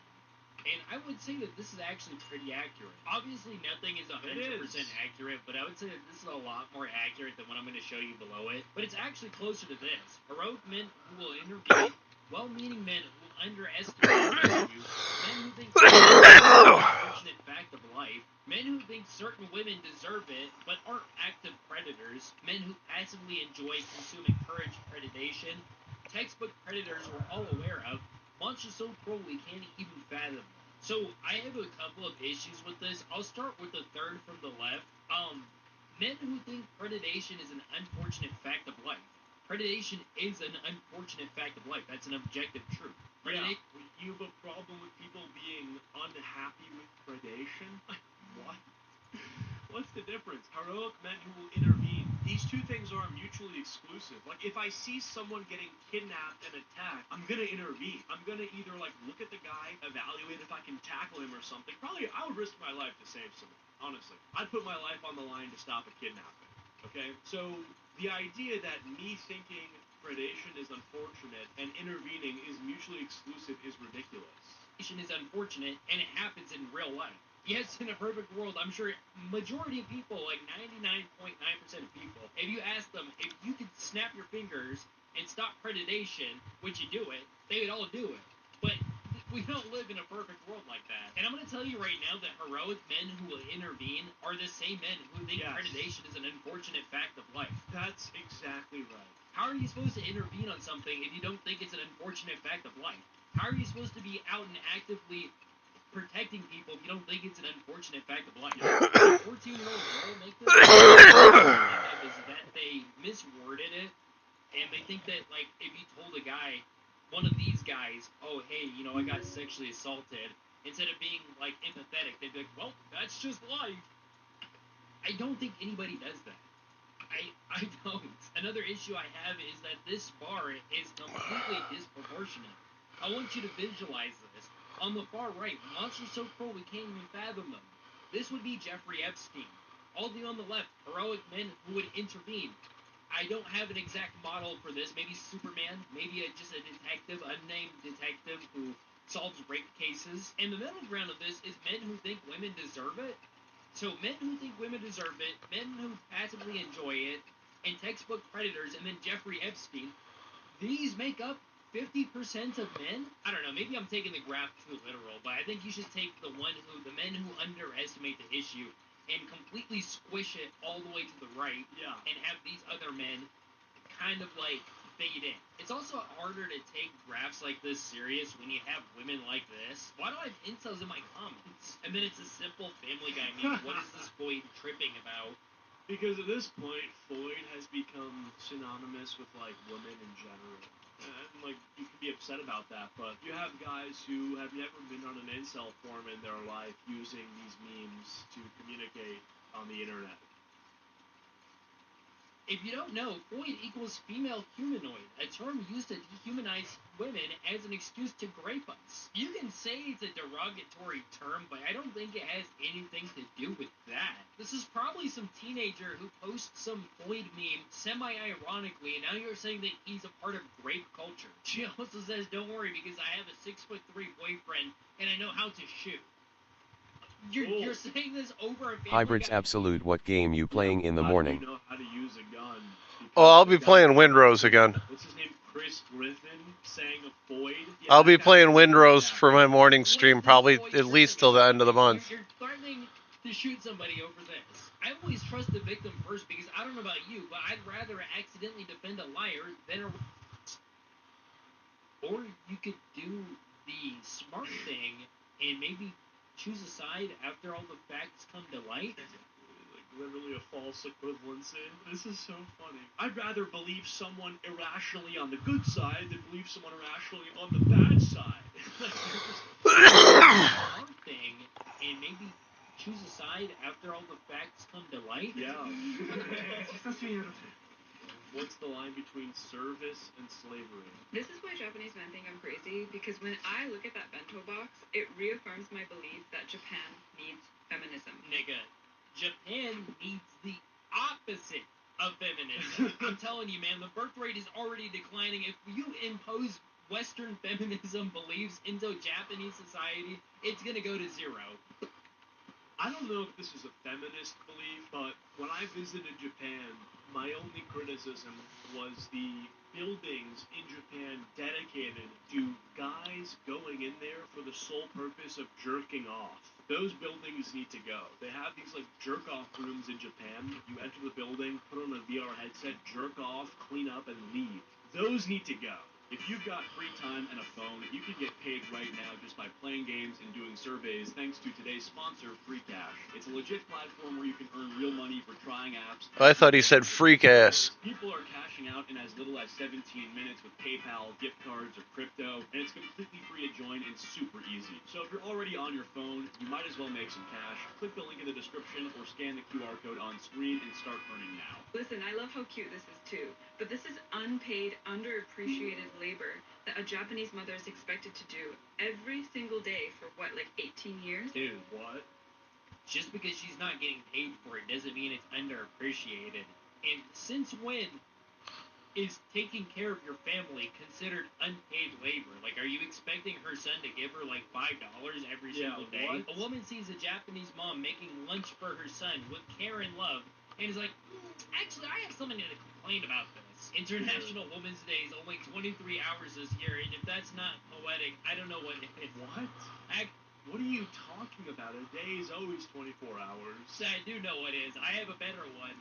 International Transgender Day of Visibility was the day before April Fool's. Two individuals falsely accused of rape, and everyone believes the woman.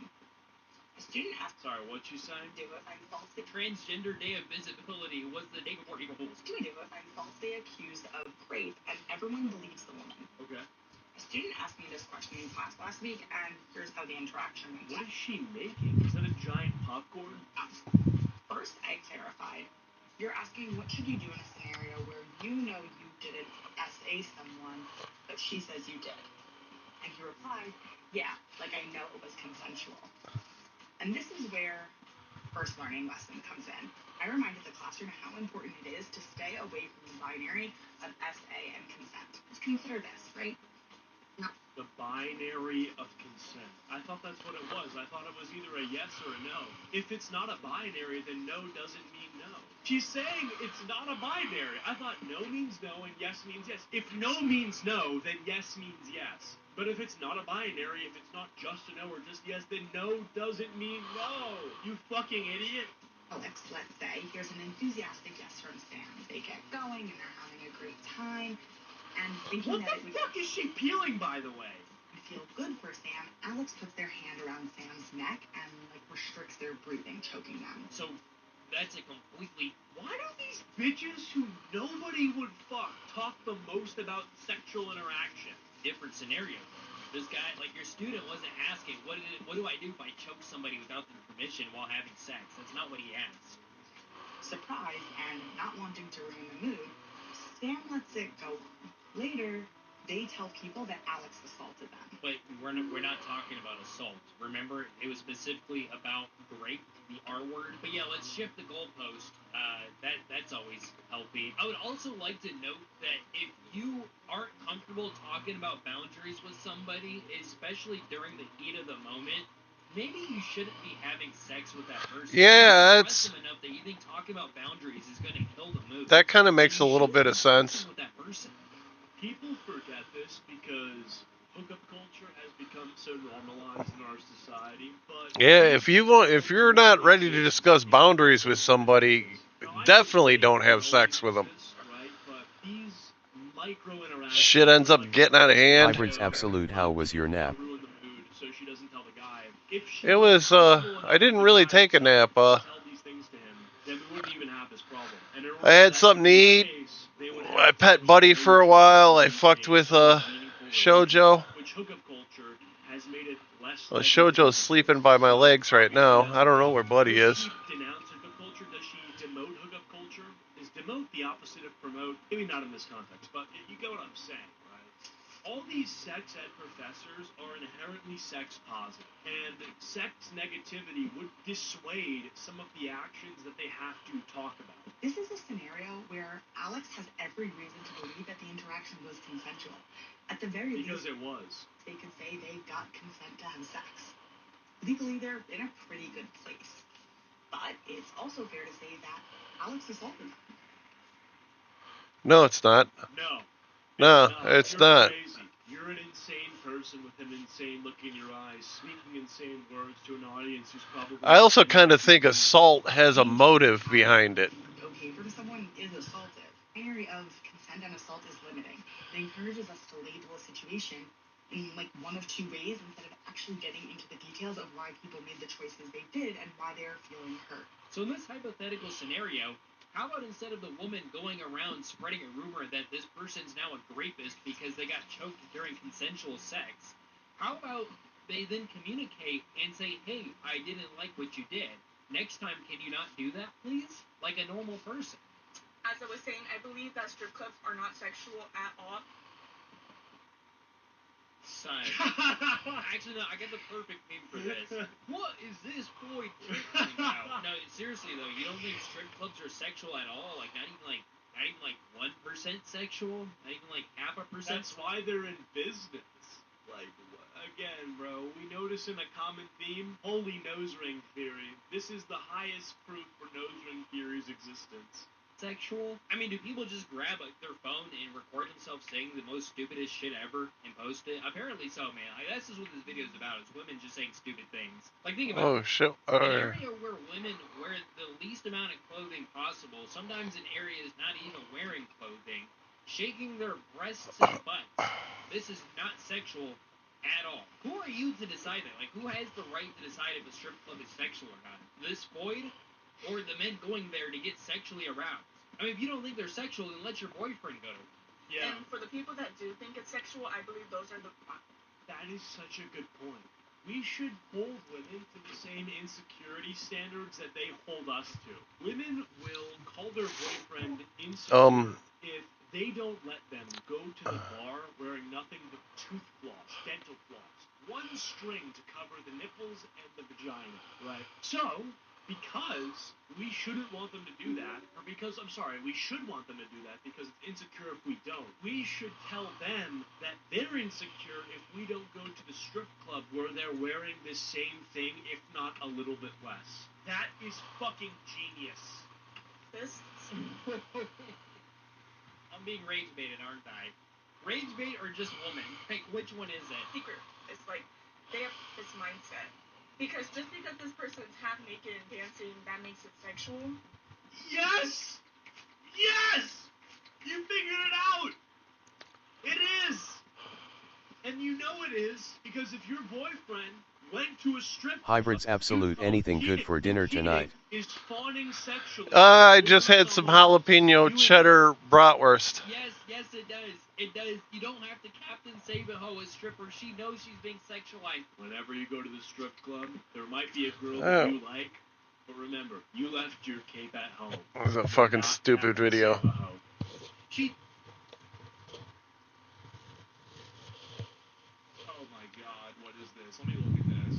Currency scheme that people are engaging in. Mm-hmm. Would you steal from Whole Foods? You want to go first? Well, I'm pro stealing from big corporations because they steal quite a bit more from their own workers. If everybody stole from the corporations, then they wouldn't work. Like, how could you be pro-stealing? Like, if people stole from the... Well, he's a communist. Of course he's pro-stealing. How could you run a business if people keep stealing the stuff out of the business? I don't understand. Like, how is that?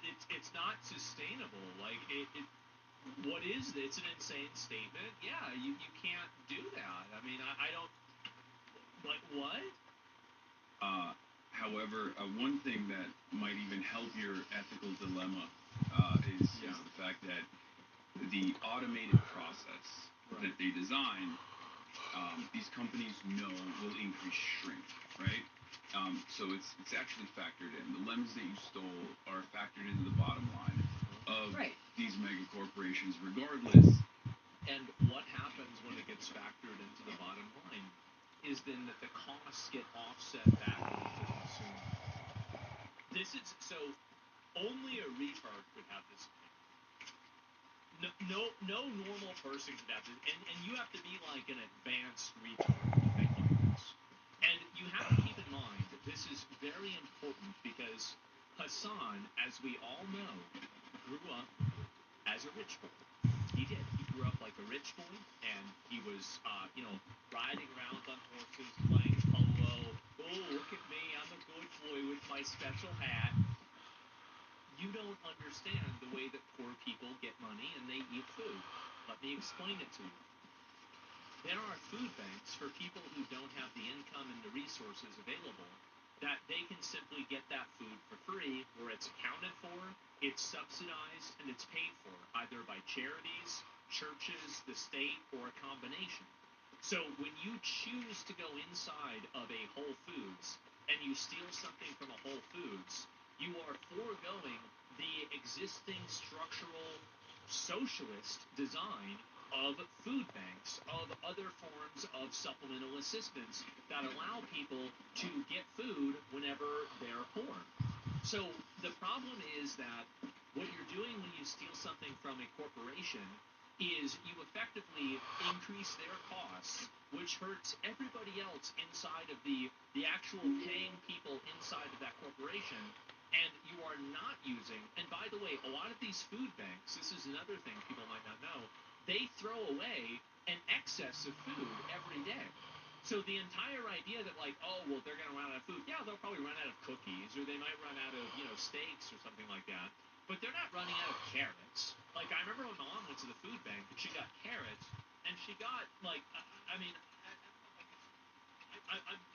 not pissed that I do this. I'm not pissed. She got enough carrots to fill this entire box. I swear to God. This was in 2012. And so they give away a gigantic amount of food. Did you eat them? Yeah, we ate a lot of them, right? And like we had stew and everything. And so like there is a massive excess of this food that's being given out. So when you forego the existing structures of, nutrition assistance and everything, and you choose to steal from a corporation, you are doing something that is not only detrimental to the corporation, the workers, and also subsequently the other people that are paying, but you're also foregoing an existing structure that is meant for people that have those problems. It is the most selfish, self-centered, stupid, short-sighted, and unnecessary thing to ever do. You should never do this. Now, if you steal, I'm not going to act like it's the end of the world. I've stolen things many times. But the reality is that the reason why people steal is because they get away with it. Now, I think we need to spend more time preventing people from getting away with it. This is an extremely toxic mindset. And whenever this mindset is done at scale, any sort of distribution is impossible. This is why food stores close down. This is why a Dunkin' Donuts shuts down in the middle of Chicago because they keep getting robbed, or a CVS stops, selling things in a New York or something, or some other fucking high crime area in the LA area. Like, it's tremendously detrimental. And they still end up having increased profit margins because they no longer have to pay the cashiers that they used to hire, as opposed to this automated system, knowing full well that people are still going to be able to still steal a lot more efficiently, as a matter of fact, through the automated process. Totally. Well, I was looking things up, and shrinkage is roughly equal internally as externally. Like, they expect it from their employees that they are sort of disenfranchising constantly. Yeah. But what about the argument that well, they are. I mean, employees steal stuff. Yeah, that's true. I mean, of course.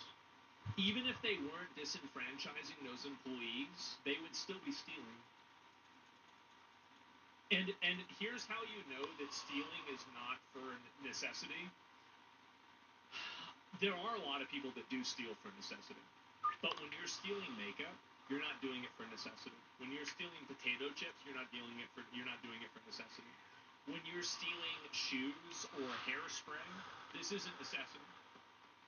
Everyone just starts stealing wantonly from the self-checkout machines. Whole Foods will eventually raise the prices. Yeah, chaos, full chaos. Let's go. I mean, look, I'm in favor. Well, no, that's not what would happen. They're just going to have a police guard that stands there next to the self-checkout, and then they watch you scan the items. That's what's going to happen. It's not going to be full chaos. It's not going to be a run on Whole Foods. And then you pay that police guard. Hey, buddy, how you doing? Food costs more because they have to pay. You coming in? Like, that's not even how it works. You're just gonna stand on my stomach? This is not. What's so funny about this is that it's like it's very one-dimensional in its thinking because. I think I need all this shit. The company is just gonna say, "I guess we lose." No, they're going to put different little stickers on it. They're going to put beepers on it. They're going to lock it up. They're going to have different things. Like, for example, at the Walmart that I'm near, I had to have the employee. I went to buy underwear at Walmart, and she made me tell her which underwear I wanted. She wouldn't let me touch it.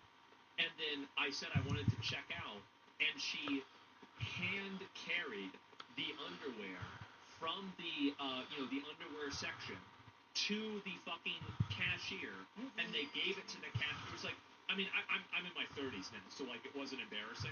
But like if I was like 16, I would have been mortified by this, right? And so it's wild, exactly. And so why? Because they don't want people to steal it, because people keep stealing it. So what you're really advocating for is you're advocating for basically Walmarts to be turned into minimum security prisons, because that's what's going to happen.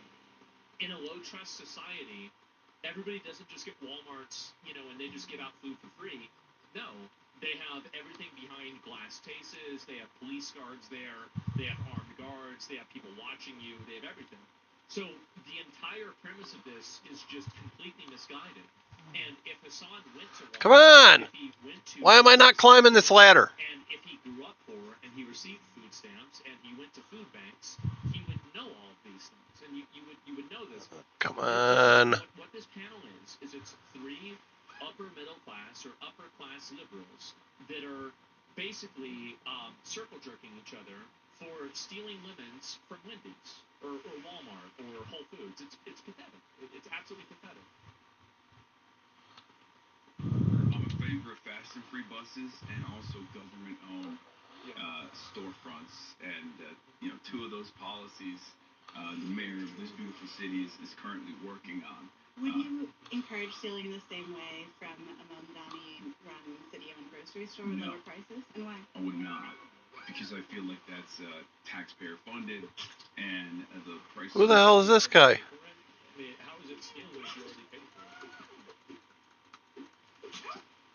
I mean, see, this is the problem with this ideology, is that it's you can't allow somebody to use their own internal reasoning to justify when it's okay for them to do something bad. It's impossible.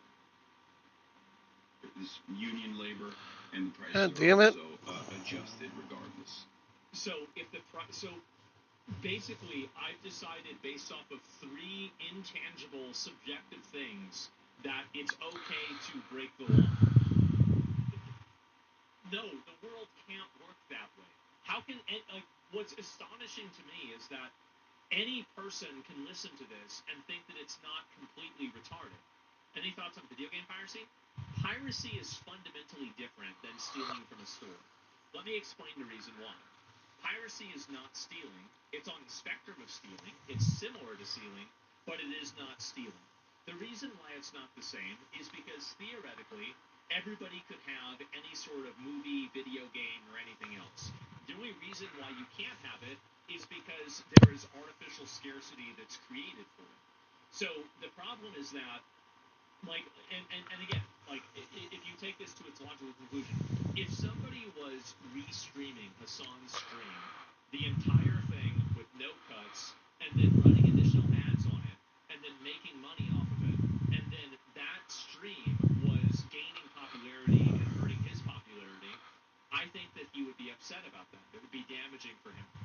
So the reality is that when you're streaming, like the expectation for piracy or anything like that is that the act of doing it or stealing will never actually have an effect.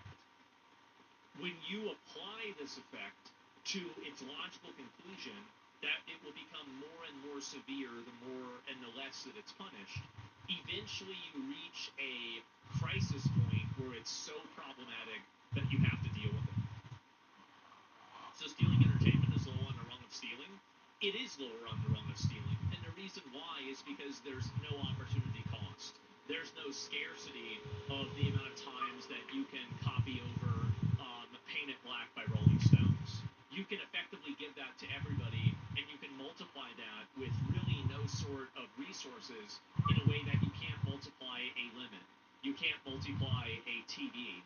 So yes, stealing a physical object is fundamentally different because there's an element of scarcity to physical products that does not exist with digital products. I'm not saying piracy is good, but I'm saying it is a fundamentally different thing, and it should be treated different, and that's why they're different terms. Is what they ask? Yeah, exactly. And I mean, all of this, and by the way, all of this is common sense.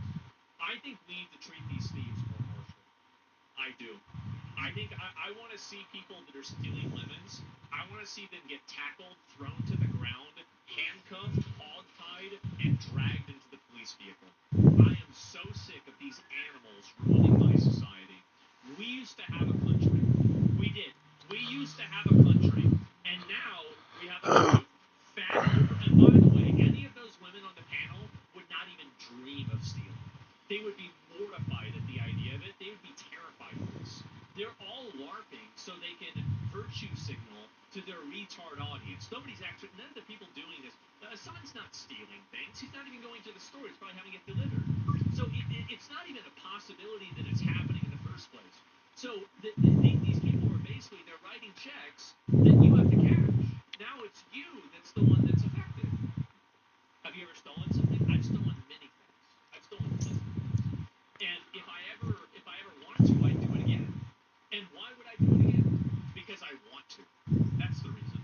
Fuck like the HEB, Walmart, like any like Best Buy. I steal it from anyone. If I can get it in my pocket and get it out the door, it's fucking mine. That's it. Why is it not mine? Because I can't take it away from you. That's why. And that's it. And I recognize this. I recognize the pure utilitarian nature of the human condition. Other people want to lie to themselves. I don't. If they cut off my arm, if I stole, I would never steal another thing. Everything is about incentives. That's it. I would never steal in China.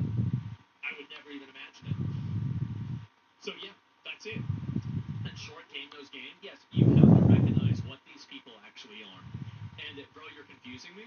I'll respond back to this, and I want to move on past this.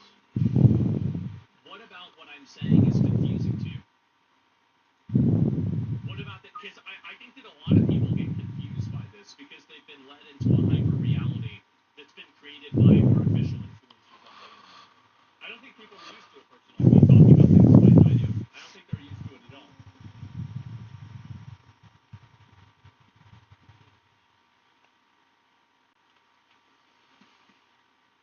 What about this is confusing? I'm wondering why you're saying you're against stealing, but then saying you want to steal. Because, so, let me give you an example. When I'm driving down the road, and a pedestrian gets in my way, or a cyclist gets in my way, I want to run them over. I want to hit them with my car and run them over. I think a lot of people feel that way. I do.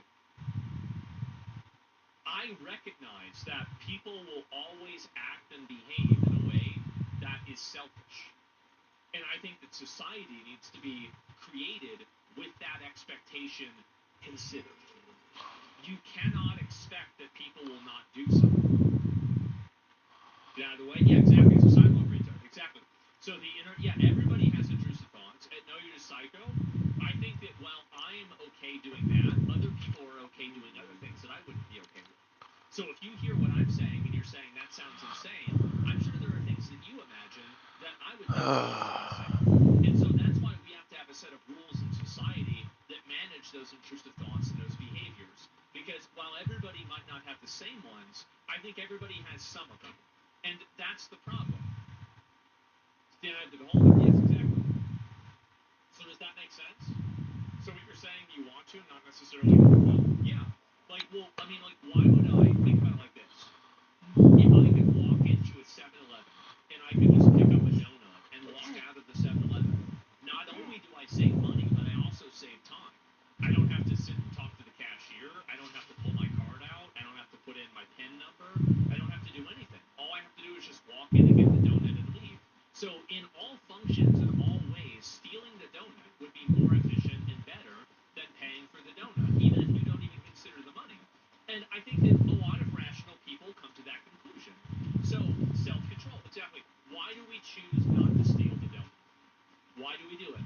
Because there is an incentive that says that if you took away the punishment for stealing donuts from 7-Eleven, there would be no donuts in 7-Eleven.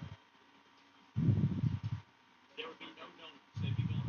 Because somebody would have stolen them. Does that make sense?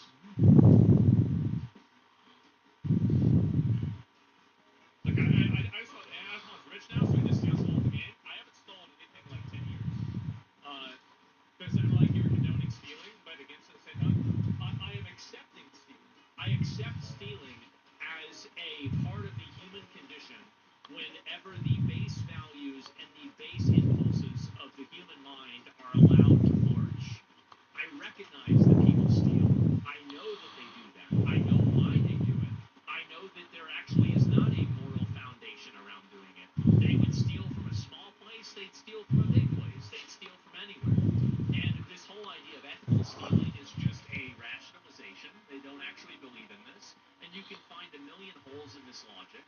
But at the same time, I think that you have to create a society that does not allow you to do that, because if you do allow people to do it, the systems that are selling things immediately break down and fall apart.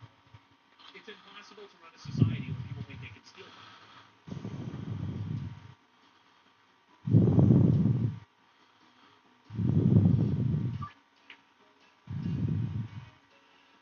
I'm sold. I sign up. All right, you got me. I don't think he wants to put quite everyone on his team. I mean, this is very similar to the Boris Johnson thing. Oh, he's homophobic and racist and this and that. And everyone's like, well, give him majority. It turns out Boris Johnson was a wet lid as well. And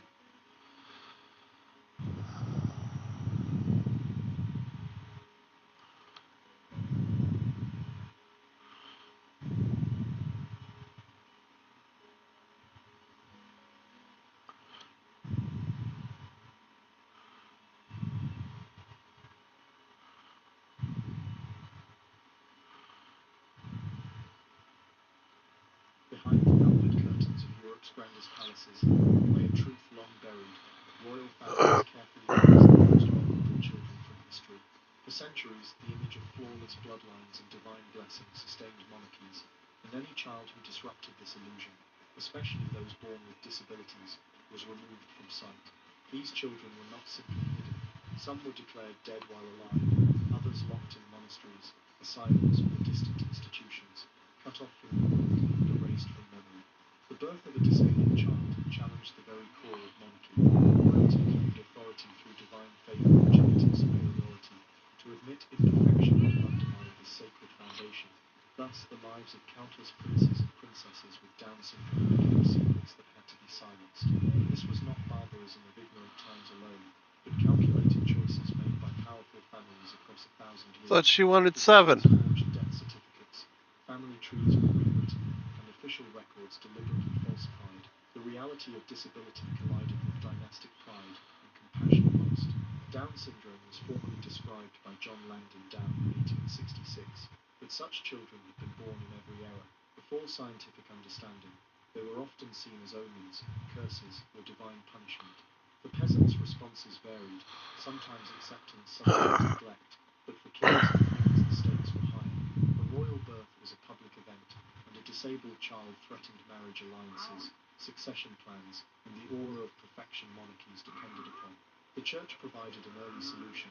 Convents and monasteries quietly absorbed children deemed unsuitable for public life. What seemed charitable was in reality exile. Children spent lives behind cloistered walls, separated from family affection. Records of these hidden sons and daughters are sparse, but whispers survive in court chronicles and monastery accounts.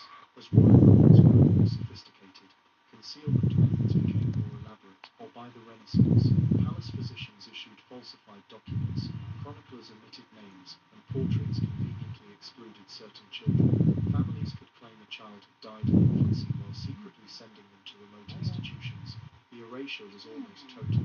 Paradoxically, the Enlightenment, an age proclaiming human dignity, only intensified the pressure. With rising literacy and newspapers spreading news across kingdoms, every royal birth became public property. A disabled child was not just a private tragedy, but a potential scandal, a headline that could weaken alliances or jeopardize peace. The need for concealment became greater than ever. By the 18th and 19th centuries, when Europe's monarchies were under unprecedented scrutiny, concealment took on an international scale. Every marriage contract, every treaty, every ceremonial appearance depended on appearances of strength and perfection. The mere existence of a disabled heir could destabilize negotiations. The scientific I don't understand hope and harm, while medical why they're turning it down. they also created new tools for exclusion.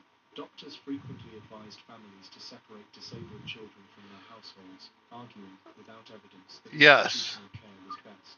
Wealthy families embraced private facilities, built in secluded countryside estates, where inconvenient children could vanish from public knowledge. By the dawn of the 20th century, new challenges arose. Photography, aggressive journalism, and democratized politics made secrecy harder to maintain. Yet the rise of eugenics provided a convenient ideology. Eugenics, the pseudoscience of improving humanity through selective breeding, gained enthusiastic support in the elites.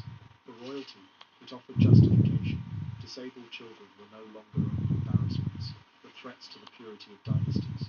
The first half of the 20th century saw this logic institutionalized. Royal families, doctors, and asylums collaborated to remove disabled children swiftly and permanently.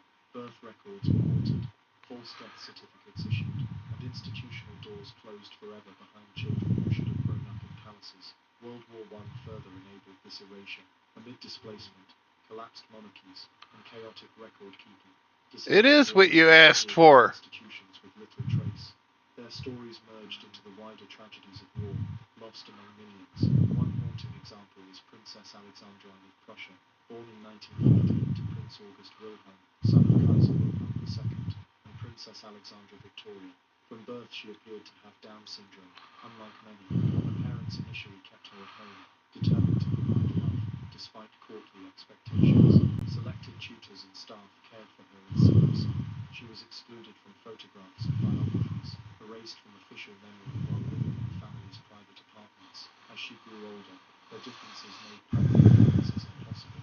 While her siblings studied, married, and built public lives, Alexandrine remained confined, absent from every ceremony. The fall of the monarchy in 1918 offered no liberation. Instead, political upheaval reinforced the need for secrecy. Fear of persecution, combined with ingrained habits of concealment, ensuring she lived her life in shadow. Alexandrine died in 1988 at 65, having spent 6 decades hidden. Her passing was unannounced, her funeral private. Her tragedy was not her disability, but the system that demanded shame. She was loved within her walls, yet never allowed to exist openly, a ghost in her own family's story.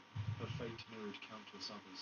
The arbitrary difference between her life and her siblings, determined only by genetic chance, Dude had a gold bar on him. the cruelty of a system that valued appearances above humanity. Where her brothers and sisters enjoyed universities, marriages, and prominence, she lived and died unseen. This pattern extended even into the heart of Britain. Britain's royal family, Larissa and Catherine Bowes-Lyon, first cousins of Queen Elizabeth II. Their story shows that concealment was not confined to medieval centuries, but endured into living memory. The fate of Larissa and Catherine Bowes-Lyon, first cousins of Queen Elizabeth II, shows that concealment of disabled royals persisted well into the 20th century. Their story reveals how thoroughly secrecy and shame shaped even the most powerful families. Larissa, born in 1919, and Catherine, born in 1926, were the daughters of John Bowes-Lyon, brother to Elizabeth Bowes-Lyon, later Queen Elizabeth II. Both girls were born with severe developmental disabilities, likely including Down syndrome, though precise diagnoses remain locked in sealed medical files. By 1941, Larissa, aged 22, and Catherine, 15, their family made a choice that would dictate the remainder of their lives. The sisters were sent to the Royal Elswood Hospital for Mental Deficiency in Surrey, a Victorian institution notorious for warehousing thousands of residents with developmental disabilities. They entered under false names, while official genealogies reported them as already dead. Burke's Peerage, the most authoritative record of British aristocracy, listed both sisters as having died in 1940, before their actual institutionalization. The deception was elaborate. Extended family members believed the sisters had died in childhood. Official royal records omitted them entirely. Court secrecy was so successful that for decades, even those who knew of their survival were compelled to silence. Earlswood itself symbolized Victorian attitudes, high walls, cavernous dormitories, scant privacy, and regimented routines. The sisters were treated as anonymous patients with no acknowledgement of their lineage. For over 40 years they lived among 2,000 residents, stripped of identity and dignity. Despite differences in severity, Catherine, profoundly disabled, requiring full-time care, Larissa somewhat more communicative, both were absorbed into the institution as indistinguishable. They became shadows, while their cousin Elizabeth built a reputation as the paragon of family and duty. Occasional visits did occur, but in secrecy, unrecorded and unacknowledged. Family members who came to see them were sworn to silence. For the outside world, the sisters were all dead. The contrast was devastating. While Queen Elizabeth II grew into one of the world's most respected monarchs, praised for family devotion, her cousins lay forgotten and in silence. The contradiction between the monarchy's public image and the reality was striking, compassion outward, abandonment inward. The truth began to surface only in the 1980s. Investigative journalists noticed discrepancies in genealogical records. When Earlswood records were uncovered, the revelation that two royal cousins had been institutionalized and listed as dead caused scandal. The monarchy, built on tradition and moral example, was forced to confront its silence. Larissa died in 1986, aged 66, still officially recorded as having died in 1940. Her funeral was Catherine lived until 2014, dying at 87 after 17 years of institutional care. She outlived nearly all who had decided her fate. Their story showed that medieval practices of concealment endured into modernity. With unlimited resources, the royal family could not provide care, education, or comfort at home. Instead, they chose abandonment. Medical professionals, genealogists, and institutional staff all colluded in maintaining the fiction. Even in the age of human rights declarations, disabled royals were erased. The Bowes-Lyon sisters' lives highlight not only family choices, but institutional complicity. Earlswood, the public facility, ensured secrecy. Staff allowed confidentiality, and official documents omitted their identities. In exchange for steady funding, the hospital helped sustain the illusion. The scandal of Larissa and Catherine prompted outrage not simply because of the monarchy's hypocrisy, but because it revealed how deeply prejudice lingered. Their concealment showed that disability was still equated with shame, even at the heart of modern European royalty. Yet their story is only one among many. In France, the treatment of Anne de Gaulle, daughter of General Charles de Gaulle, offered a different model, more humane, but still marked by secrecy. The youngest child of Charles and Yvonne de Gaulle, from the start it was clear she had Down syndrome. Unlike many prominent families, the de Gaulles chose to keep her at home. They provided tutors and caregivers, integrated her into family life, and surrounded her with affection. Unlike Alexandrine of Prussia, Anne was not isolated completely. She joined in private celebrations and grew close to siblings, yet public acknowledgement never came. As Charles de Gaulle's political career advanced, from resistance leader to President of France, the family's decision hardened. To To admit Anne publicly would have risked attack Shit. from political rivals. In a Europe still influenced by eugenic thought, the leader of the disabled child might be deemed unfit. Official biographies excluded Anne. Family photographs omitted her. When the de Gaulles appeared in public, Anne stayed home. She became invisible in the very years her father fought for France's dignity and sovereignty. Anne's existence became a carefully guarded state secret. Staff at the Élysée Palace during Charles de Gaulle's presidency were instructed never to mention her.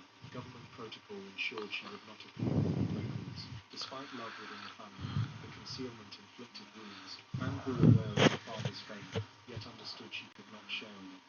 The contradiction that she was beloved in private but hidden in public created profound pain. Charles de Gaulle himself struggled with this. His writings showed affection and sorrow for Anne, yet he never publicly acknowledged her, bound by the very prejudices he opposed in politics. His love was real, but constrained by a society that equated disability with shame. Anne died in 1948, at just 20 years old, before her father became president. Randy, Greg, and Eugene. All right. Was undisclosed, though likely linked to medical complications common with Down syndrome. The tragedy was not lack of parental love, but a world that forced even devoted parents into secrecy. Charles de Gaulle, who stood unflinching before foreign powers, could not openly defend his daughter's dignity. His silence illustrates the crushing weight of social prejudice. The comparison between Nerissa and Catherine, erased in institutions, and Anne, loved at home but hidden from the public, shows the spectrum of responses available to doubtful families. At one extreme, abandonment and silence on the false names. At the other, protection, yet silence before society. Both paths shared a common belief that disability was incompatible with public life. These stories also reveal how institutional infrastructure enabled concealment. Facilities like Royal Earlswood specialized in secrecy, located away from cities.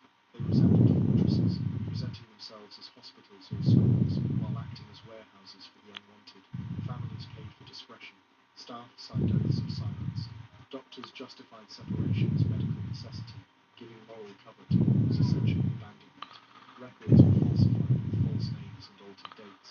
In genealogical guides, disabled royals were marked as dead. Sometimes the only accurate part of institutional files was a payment record. The rest, identity, family background, medical details, was fabricated to erase traces. This network extended across Europe. Families transferred children across borders to ensure secrecy, using international marriage networks and shared institutions. It was a cross-continental conspiracy of silence. The effects on children were devastating. Isolated from family, denied education or affection, many developed secondary psychological problems born from neglect. Relationships with caregivers were fleeting due to high staff turnover, leaving residents emotionally adrift. For royal children, who should have lived in privilege, the experience was particularly cruel. Even medical advances were misused. Institutions became sites of experimentation, where disabled residents were subjected to treatments rooted in eugenics. Supposed cures often inflicted harm, reflecting not compassion but the obsession with eliminating disability altogether. By the time attitudes began to shift in the mid-20th century, for many it was too late. Decades of secrecy had erased identities, destroyed records, and left graves unmarked. Lives that could have been celebrated were lost in history. The concealment of disabled royals was not the result of isolated choices, but part of a broader system, one that stretched across Europe for centuries. Entire networks of institutions, physicians, and officials collaborated to ensure that these children disappeared from public life, while families maintained the illusion of flawless dynasties. Many of these facilities were disguised as hospitals, schools, or religious retreats, but their true purpose was to hide the inconvenient. They were often situated in remote countryside, far from towns and public scrutiny. This geographical isolation made unannounced visits unlikely and guaranteed secrecy. One of the most infamous was the Royal Earlswood Hospital in Surrey, where Nerissa and Catherine Bowes-Lyon lived out their days. Founded in the mid-19th century as the Asylum for Invalids, it embodied Victorian ideas about disability, emphasizing containment rather than care. Its architecture reflected its purpose: high walls, iron gates, and wards arranged to maximize control, not comfort. Within such institutions, class distinctions persisted. Wealthy families paid for better conditions, private rooms, more attentive staff, or small privileges. Yet even the most privileged patients endured lives stripped of dignity. The philosophy of these places was uniform: order, silence, and anonymity mattered personally broke their happiness. Staff were selected as much for their discretion as for their skills. Many signed confidentiality contracts, legally binding them to secrecy about the identity of residents. Breaking these vows meant dismissal, legal charges, and social ruin. Doctors legitimized the system by declaring institutionalization medically necessary. They insisted that separation was best for the child and family, despite little evidence. Their authority gave families cover to disguise abandonment as benevolence. The financial arrangements underline how systematic the concealment was. Many royal households established trusts or secret funds to cover decades of institutional fees. Payments were routed through intermediaries to prevent the discovery of who ultimately financed a resident's care. Records were deliberately obscured. Admission papers listed false names, invented family histories, and misleading diagnoses. Often the only true entries concerned money. This network operated internationally. Disabled children could be moved across borders to avoid exposure. Institutions cooperated in maintaining secrecy, ensuring that a prince in France or a princess in Germany might disappear just as thoroughly as a cousin in Britain.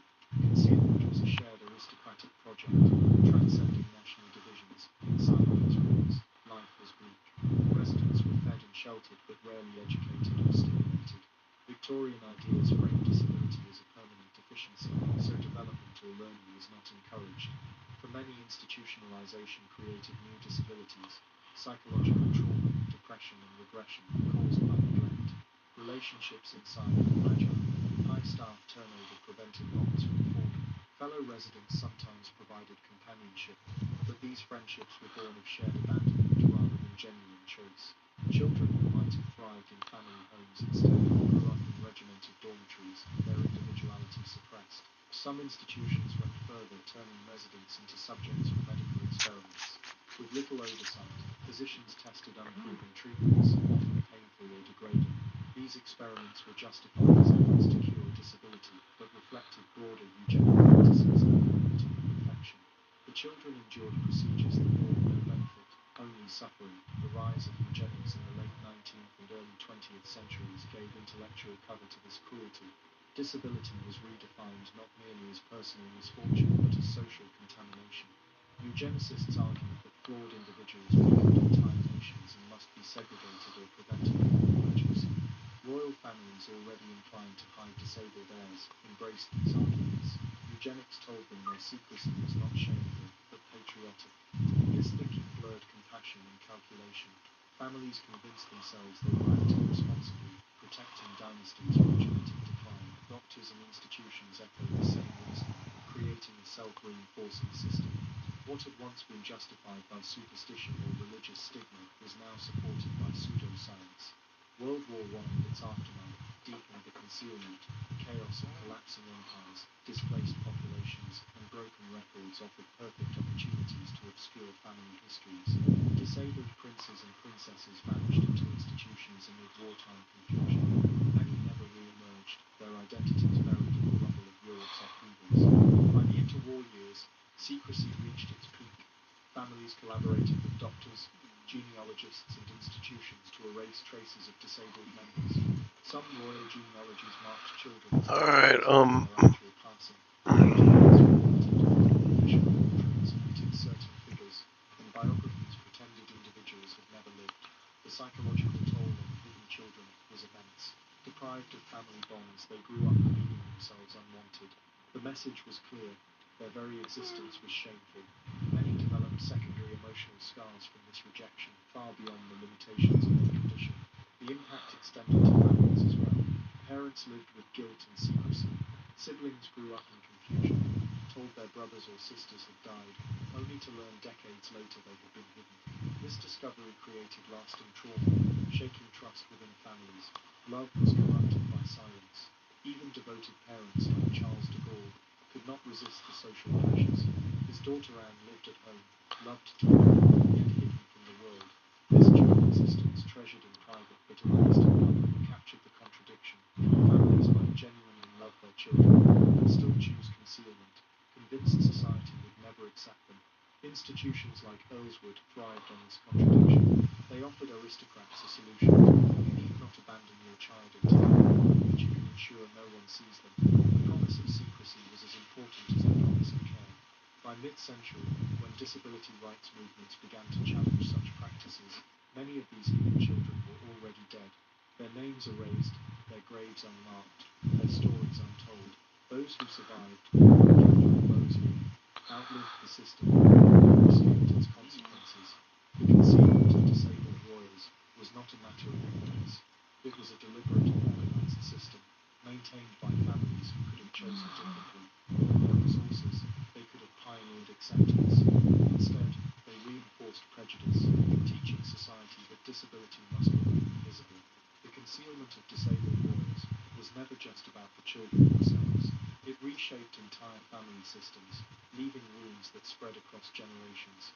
The silence imposed around these children poisoned relationships, distorted realities, and created burdens that families carried for decades. Parents who agreed to institutionalize a son or daughter often lived the rest of their lives with guilt. They may have rationalized their decisions as necessary for dynastic stability, but the private grief endured. Diaries and letters reveal parents who mourned children they'd abandoned, unable to speak of them openly. This secret grief corroded marriages and cast shadows over relationships with surviving children. Siblings suffered confusion and trauma. Many grew up believing they had brothers or sisters who had died, only to learn in adulthood that those siblings had been alive but hidden away. This revelation shattered trust within families. It produced survivors' guilt, fear of hereditary stigma, and anger at the deception. Some siblings longed to acknowledge their concealed brothers and sisters, but knew doing so could damage family reputation. They lived torn between conscience and loyalty. Extended families, too, fractured. Grandparents, uncles, aunts, and cousins were often kept in the dark. Secrecy created artificial divisions that undermined traditional networks of support.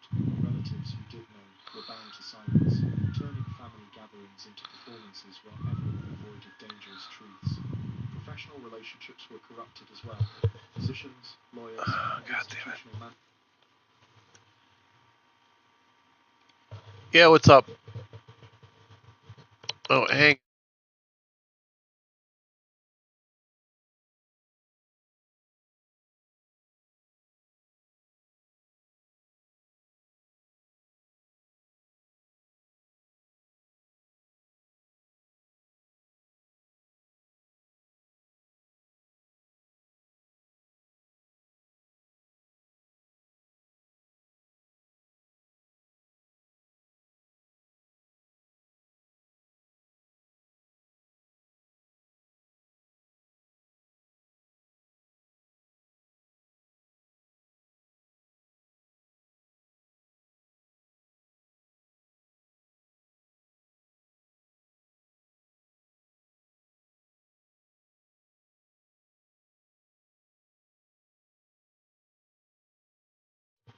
Alright, sorry about that.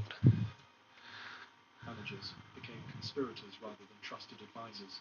Their roles, normally grounded in ethics, were twisted into collusion. Doctors provided false diagnoses and justifications. Lawyers arranged trusts to finance secrecy. Institutions provided discreet care in exchange for steady payment. These networks sustained concealment for decades. Even household staff bore the strain. Servants tasked with caring for hidden children or maintaining secrecy often developed attachments but could never acknowledge them. Many struggled with guilt or anxiety, caught between their personal values and professional obligations. Others carried the secret their entire lives, forbidden from ever speaking the truth. Religion added another layer of contradiction. Churches preached compassion yet often reinforced prejudice. Disability was frequently framed as divine punishment for sin, either the family's or the child's own. This gave parents moral justification to conceal or abandon children while still claiming piety. Devout families faced spiritual crises. How could faith demand love yet condone abandonment? Some never resolved this tension. The law also supported exclusion. Across Europe, statutes restricted disabled individuals from owning property, entering contracts, or participating in civic life. Such laws made marginalization official. Royal families could point to legal norms as justification for hiding children, even when those norms were themselves products of prejudice. Economics reinforced the pattern. In societies that valued people primarily for productivity, those with disabilities were seen as burdens. Royals, obsessed with demonstrating superiority, internalized these values intensely. A disabled child symbolized weakness, unproductivity, and imperfection, traits incompatible with dynastic propaganda. Education systems likewise excluded disabled children. Without access to learning, they were denied the opportunity to develop skills or challenge assumptions. This created self-fulfilling prophecies. Deprived of education, they could not prove their abilities, which in turn justified continued exclusion. By the late 20th century, the stories of hidden royal children began to surface. Journalists uncovered discrepancies in family records, and former staff spoke of secrets they had kept for decades. These revelations shocked the public, not only because of the cruelty involved, but because they showed how recently such practices had persisted. This was not medieval barbarism, but modern history, unfolding in the same decades that celebrated civil rights and human rights. The exposure of cases like Nerissa and Catherine Boselier forced royal families to reckon with uncomfortable truths. Their concealment showed that even in wealthy, educated households, disability was treated as a shameful secret. Public reaction was harsh. How could families who presented themselves as moral leaders have denied love to their own? The monarchy's carefully cultivated image of compassion fractured when measured against the lives of two sisters abandoned to institutions. These revelations raised difficult questions. What responsibilities do modern royals have toward relatives who were hidden? Should institutions that colluded in concealment acknowledge their role? How should historians and educators treat these erased lives? The answers remain incomplete. Some families have issued quiet acknowledgements, while others prefer silence. Disability rights movements have attempted to reclaim these stories as part of a broader history of discrimination. They argue that remembering hidden royals is essential, not for royal history alone, but as a mirror of society's treatment of all disabled people. For every princess concealed in a convent, thousands of common children were also institutionalized or abandoned. The royal cases expose systemic prejudice, not isolated cruelty, yet remembrance is complicated by the thoroughness of concealment. Families destroyed documents, institutions falsified records, and official histories ignored the children. Researchers face gaps that may never be filled. Many names are lost forever. This absence itself is testimony to how successful the system of erasure was. Modern medicine and genetics have created new dilemmas. Prenatal testing offers families more knowledge than ever before, but also provides the old temptation to eliminate difference rather than embrace it. In some countries, the majority of pregnancies diagnosed with Down syndrome end in termination. Critics warn that society risks repeating the logic of the past, judging human worth by perceived perfection. The technology has changed, but the ethical question remains the same. Contemporary royals face ongoing pressure to acknowledge this history. Some have expressed regret, while others remain silent. Silence may protect reputations, but it perpetuates the devaluation that caused the concealment in the first place.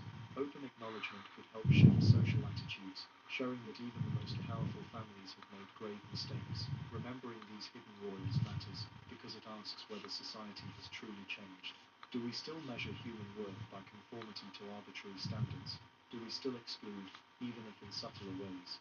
The prejudice that erased princes and princesses lingers today in workplaces that discriminate, in schools that exclude, and in cultures that prize perfection over diversity. Progress has been real. Disability rights laws, inclusive education and changing attitudes have improved lives, but progress is fragile. The same logic that once erased disabled royals can reappear in new forms, from genetic selection to social exclusion. The lessons of history warn that vigilance is necessary. The children whose lives were erased, Alexandrine of Prussia, Nerissa and Catherine Boselier, Anne de Gaulle, and countless unnamed others, were not less human, less royal, or less valuable. They were children deserving of love and acknowledgement. Their tragedy lies not in their disability, but in the systems that treated difference as shameful. Their memory demands that no throne, no crown, no political ambition ever again outweigh a child's dignity. They remind us that humanity is measured not by perfection but by compassion. To honour them is to choose truth over silence, love over fear. The cruel fate of hidden royal children reveals the deepest truth about societies. How we treat the most vulnerable shows who we really are. Europe's royal families failed this test for centuries. Our responsibility now is to ensure their forgotten children are remembered, not as shadows but as individuals whose lives held meaning and value.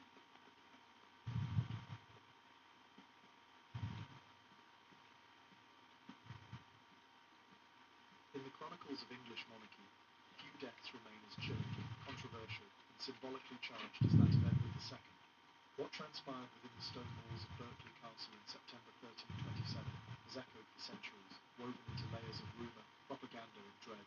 Officially, his passing was attributed to natural causes, yet almost immediately, darker whispers took root. They suggested not just a killing, but a murder so grotesque and laden with meaning that it was intended to erase the dignity of a king and to terrify all who might resist those in power. Edward Plantagenet had been born into one of Europe's greatest dynasties, the heir to the formidable Edward I, Longshanks, the conqueror of Wales and scourge of Scotland.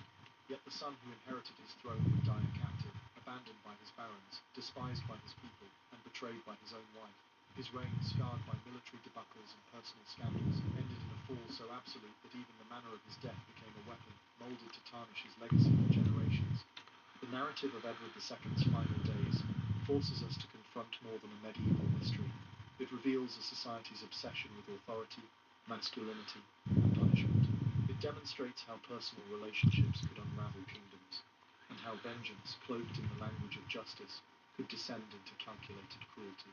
To grasp what happened in that castle cell, we must understand the man himself, his nature, his failings, and the enemies he created through his choices. Edward was born in 1284, the fourth son of Edward I and Eleanor of Castile. Fate, however, promoted him to heir after the early deaths of his elder brothers. His father, Longshanks, embodied the medieval ideal of kingship, a warrior who subdued Wales, pushed Scotland to the brink of collapse, and projected English power across Europe. The young Edward grew up in the looming shadow of this legend. The expectation was simple: he would match, or even surpass, his father's achievements. But Edward's nature ran contrary to such ideals. Whereas his father had thrived in the brutal life of campaigning, the son preferred music, leisurely pursuits, and most dangerously, intimate attachments to companions who scandalized the court. In a society where kings were expected to be stern leaders, devout Christians, loyal husbands and fathers who secured the succession, Edward's temperament appeared not merely unorthodox, but perilous. When he ascended the throne in 1307, the contrast with his father became glaring. Edward I had commanded loyalty through fear and triumph. Edward II sought solace in companionship. Chief among these companions was Piers Gaveston, a Gascon knight of modest birth, who captured the king's affection to such a degree that he was showered with lands, titles, and honours normally reserved for England's greatest magnates. Gaveston's rise destabilised the fragile equilibrium of English politics. The nobility expected consultation, respect, and the distribution of patronage in line with their ancient privileges. Instead, they saw a foreign favourite monopolising influence, even receiving the earldom of Cornwall, one of the crown's most prestigious honours. Chroniclers of the age, often hostile to Edward, described the intimacy between the king and Gaveston in terms laced with suspicion. Whether theirs was a romantic relationship or a friendship of unusual Derisive intensity. priority 1 Make you great again NEZHNACOM. The king's marriage was supposed to be a political alliance, his affections subordinate to duty. Edward's devotion to Gaveston and his public disregard for the nobility's outrage signalled weakness and recklessness. When military failures compounded this scandal, discontent hardened into fury. Edward inherited war with Scotland, where Robert the Bruce sought to secure independence. Instead of glory, Edward delivered humiliation. At Bannockburn in 1314, a vastly outnumbered Scottish force shattered the English army in one of the most humiliating defeats in English history. For a medieval king, such a collapse was more than military, it was spiritual and symbolic. A monarch who could not lead his men in triumph forfeited the aura of divinely sanctioned authority. The nobility's patience broke. Led by Thomas of Lancaster, Edward's own cousin, Magnus sought to strip the king of real power. They imposed ordinances curtailing his authority and demanded control over appointments and finances. The struggle was not only political, it was existential. Could Edward be considered fit to reign at all? In 1308, Edward had married Isabella, daughter of Philip IV of France, in what should have been a stabilising alliance. Beautiful, shrewd, and strong-willed, Isabella seemed the ideal queen for a troubled she had 4 children, including the future Edward III, fulfilling her dynastic role. Yet her dignity and influence were gradually corroded by her husband's relentless devotion to his favourites. After Gaveston's execution by rebel nobles in 1312, Edward transferred his affections to Hugh Despenser the Younger and his father. The Despensers amassed extraordinary wealth and authority, ruling England in practice while Edward retreated into dependency. Their rapaciousness earned them universal hatred. For Isabella, the insult was personal as well as political.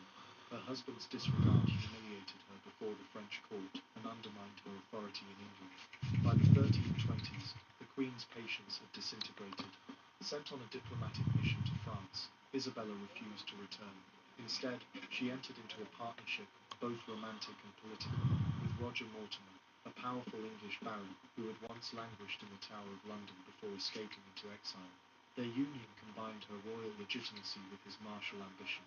Together, Isabella and Mortimer orchestrated one of the most daring coups in English history. In 1326, they landed in England with a small force. Yet the kingdom, rotting with discontent against Edward and the Despensers, collapsed before them. Nobles defected en masse. Even common townsmen turned against the king. The Despensers were captured and executed with ferocity, their gruesome fates a reflection of the hatred they had inspired. Edward, meanwhile, fled desperately westward, by November, he was caught near the border. The man who had once been Europe's most glittering crown was now a prisoner, utterly abandoned. His capture signaled not only the ruin of a reign, but also the beginning of a systematic effort to annihilate his dignity, his legacy, and perhaps his life itself. The seizure of Edward II in late 1326 marked not just the fall of a monarch, but the dawn of an unprecedented constitutional experiment. For the first time in English history, the king was to be formally stripped of his crown while still alive. The problem confronting Isabella and Roger Mortimer was stark: how to cloak their revolution in the garments of legality. To depose an anointed sovereign required not only brute force, but also a justification that could convince church nobility and commons that they acted in the name of the kingdom rather than personal ambition. Parliament was summoned in January 1327. The gathering, however, was no open forum of free debate. London seethed with Mortimer's supporters, and Edward himself languished in captivity, unable to plead his cause. The nobles and clergy who assembled were presented with a carefully prepared indictment. The king had been incompetent, had squandered the realm's defences, had surrendered authority to corrupt favourites, and had brought dishonour to the crown. The charges, while not unfounded, were deployed less as a search for truth than as a weapon to provide legitimacy for a coup already decided. What made this deposition so significant was the way it was framed. Isabella and Mortimer insisted that they acted not merely as rebels, but as representatives of the community of the realm.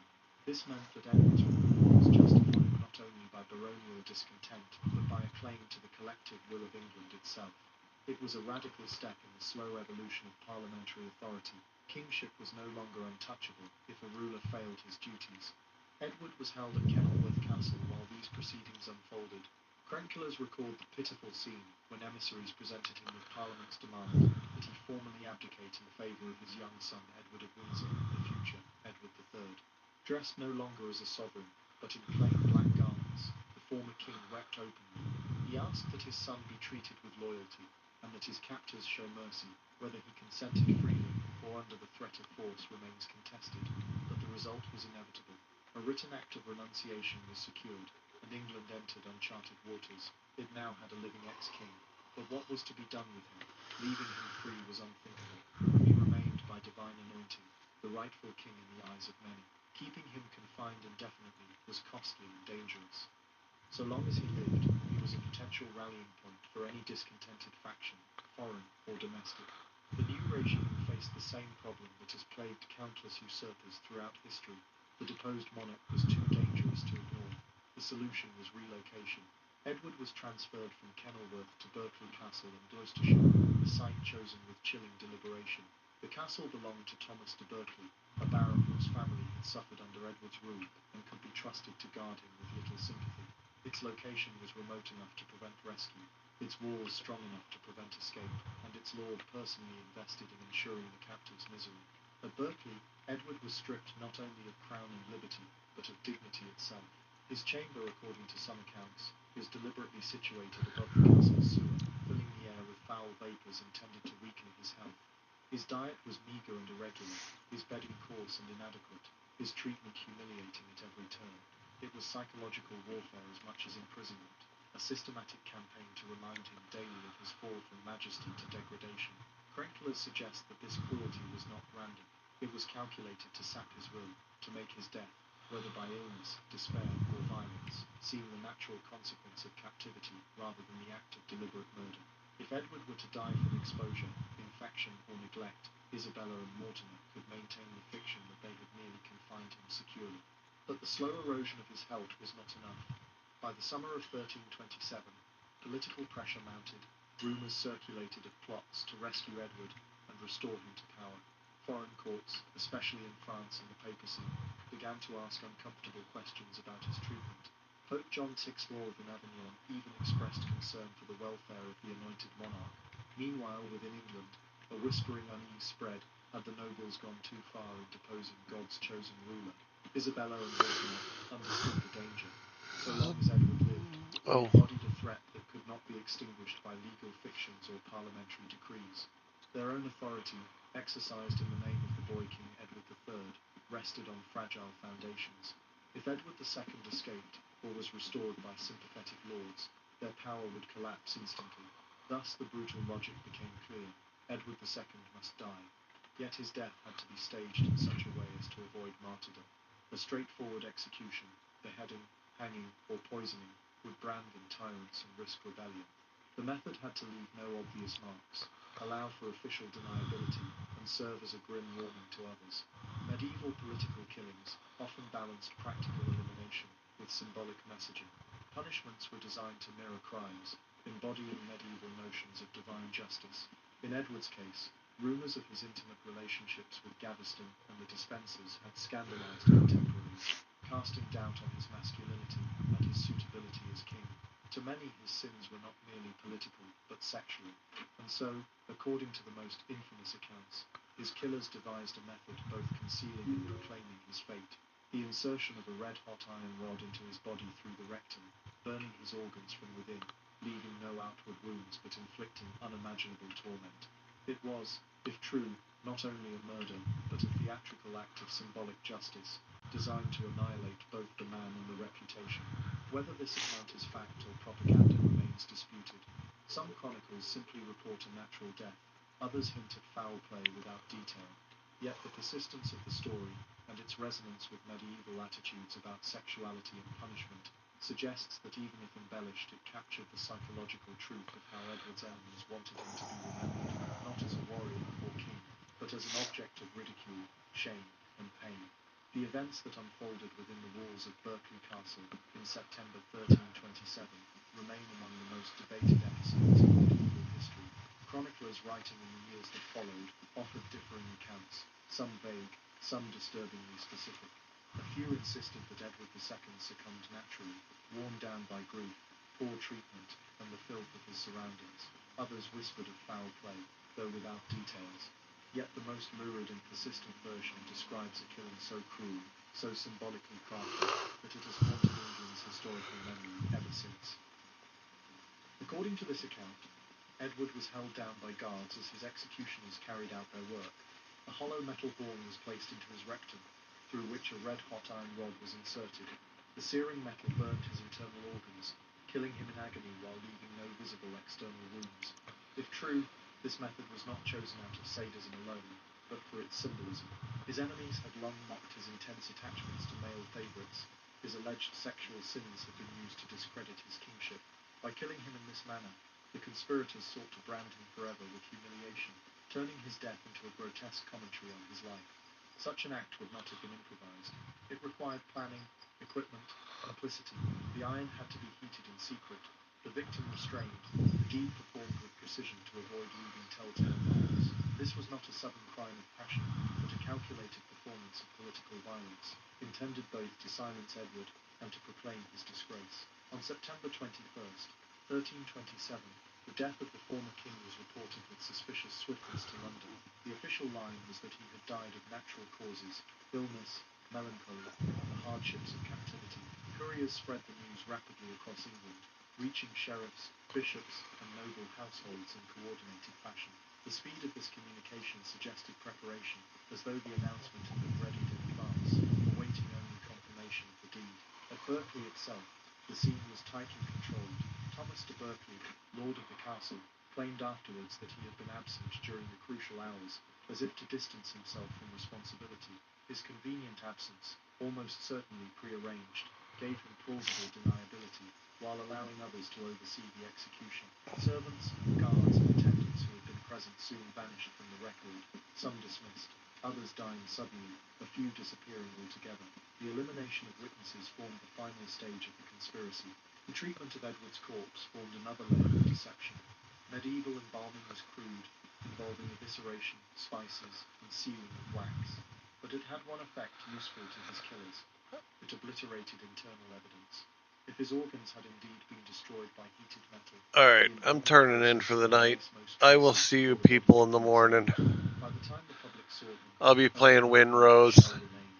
Edward's remains You guys enjoy the rest of your evening. crowds were invited to view the body, reassured by the lack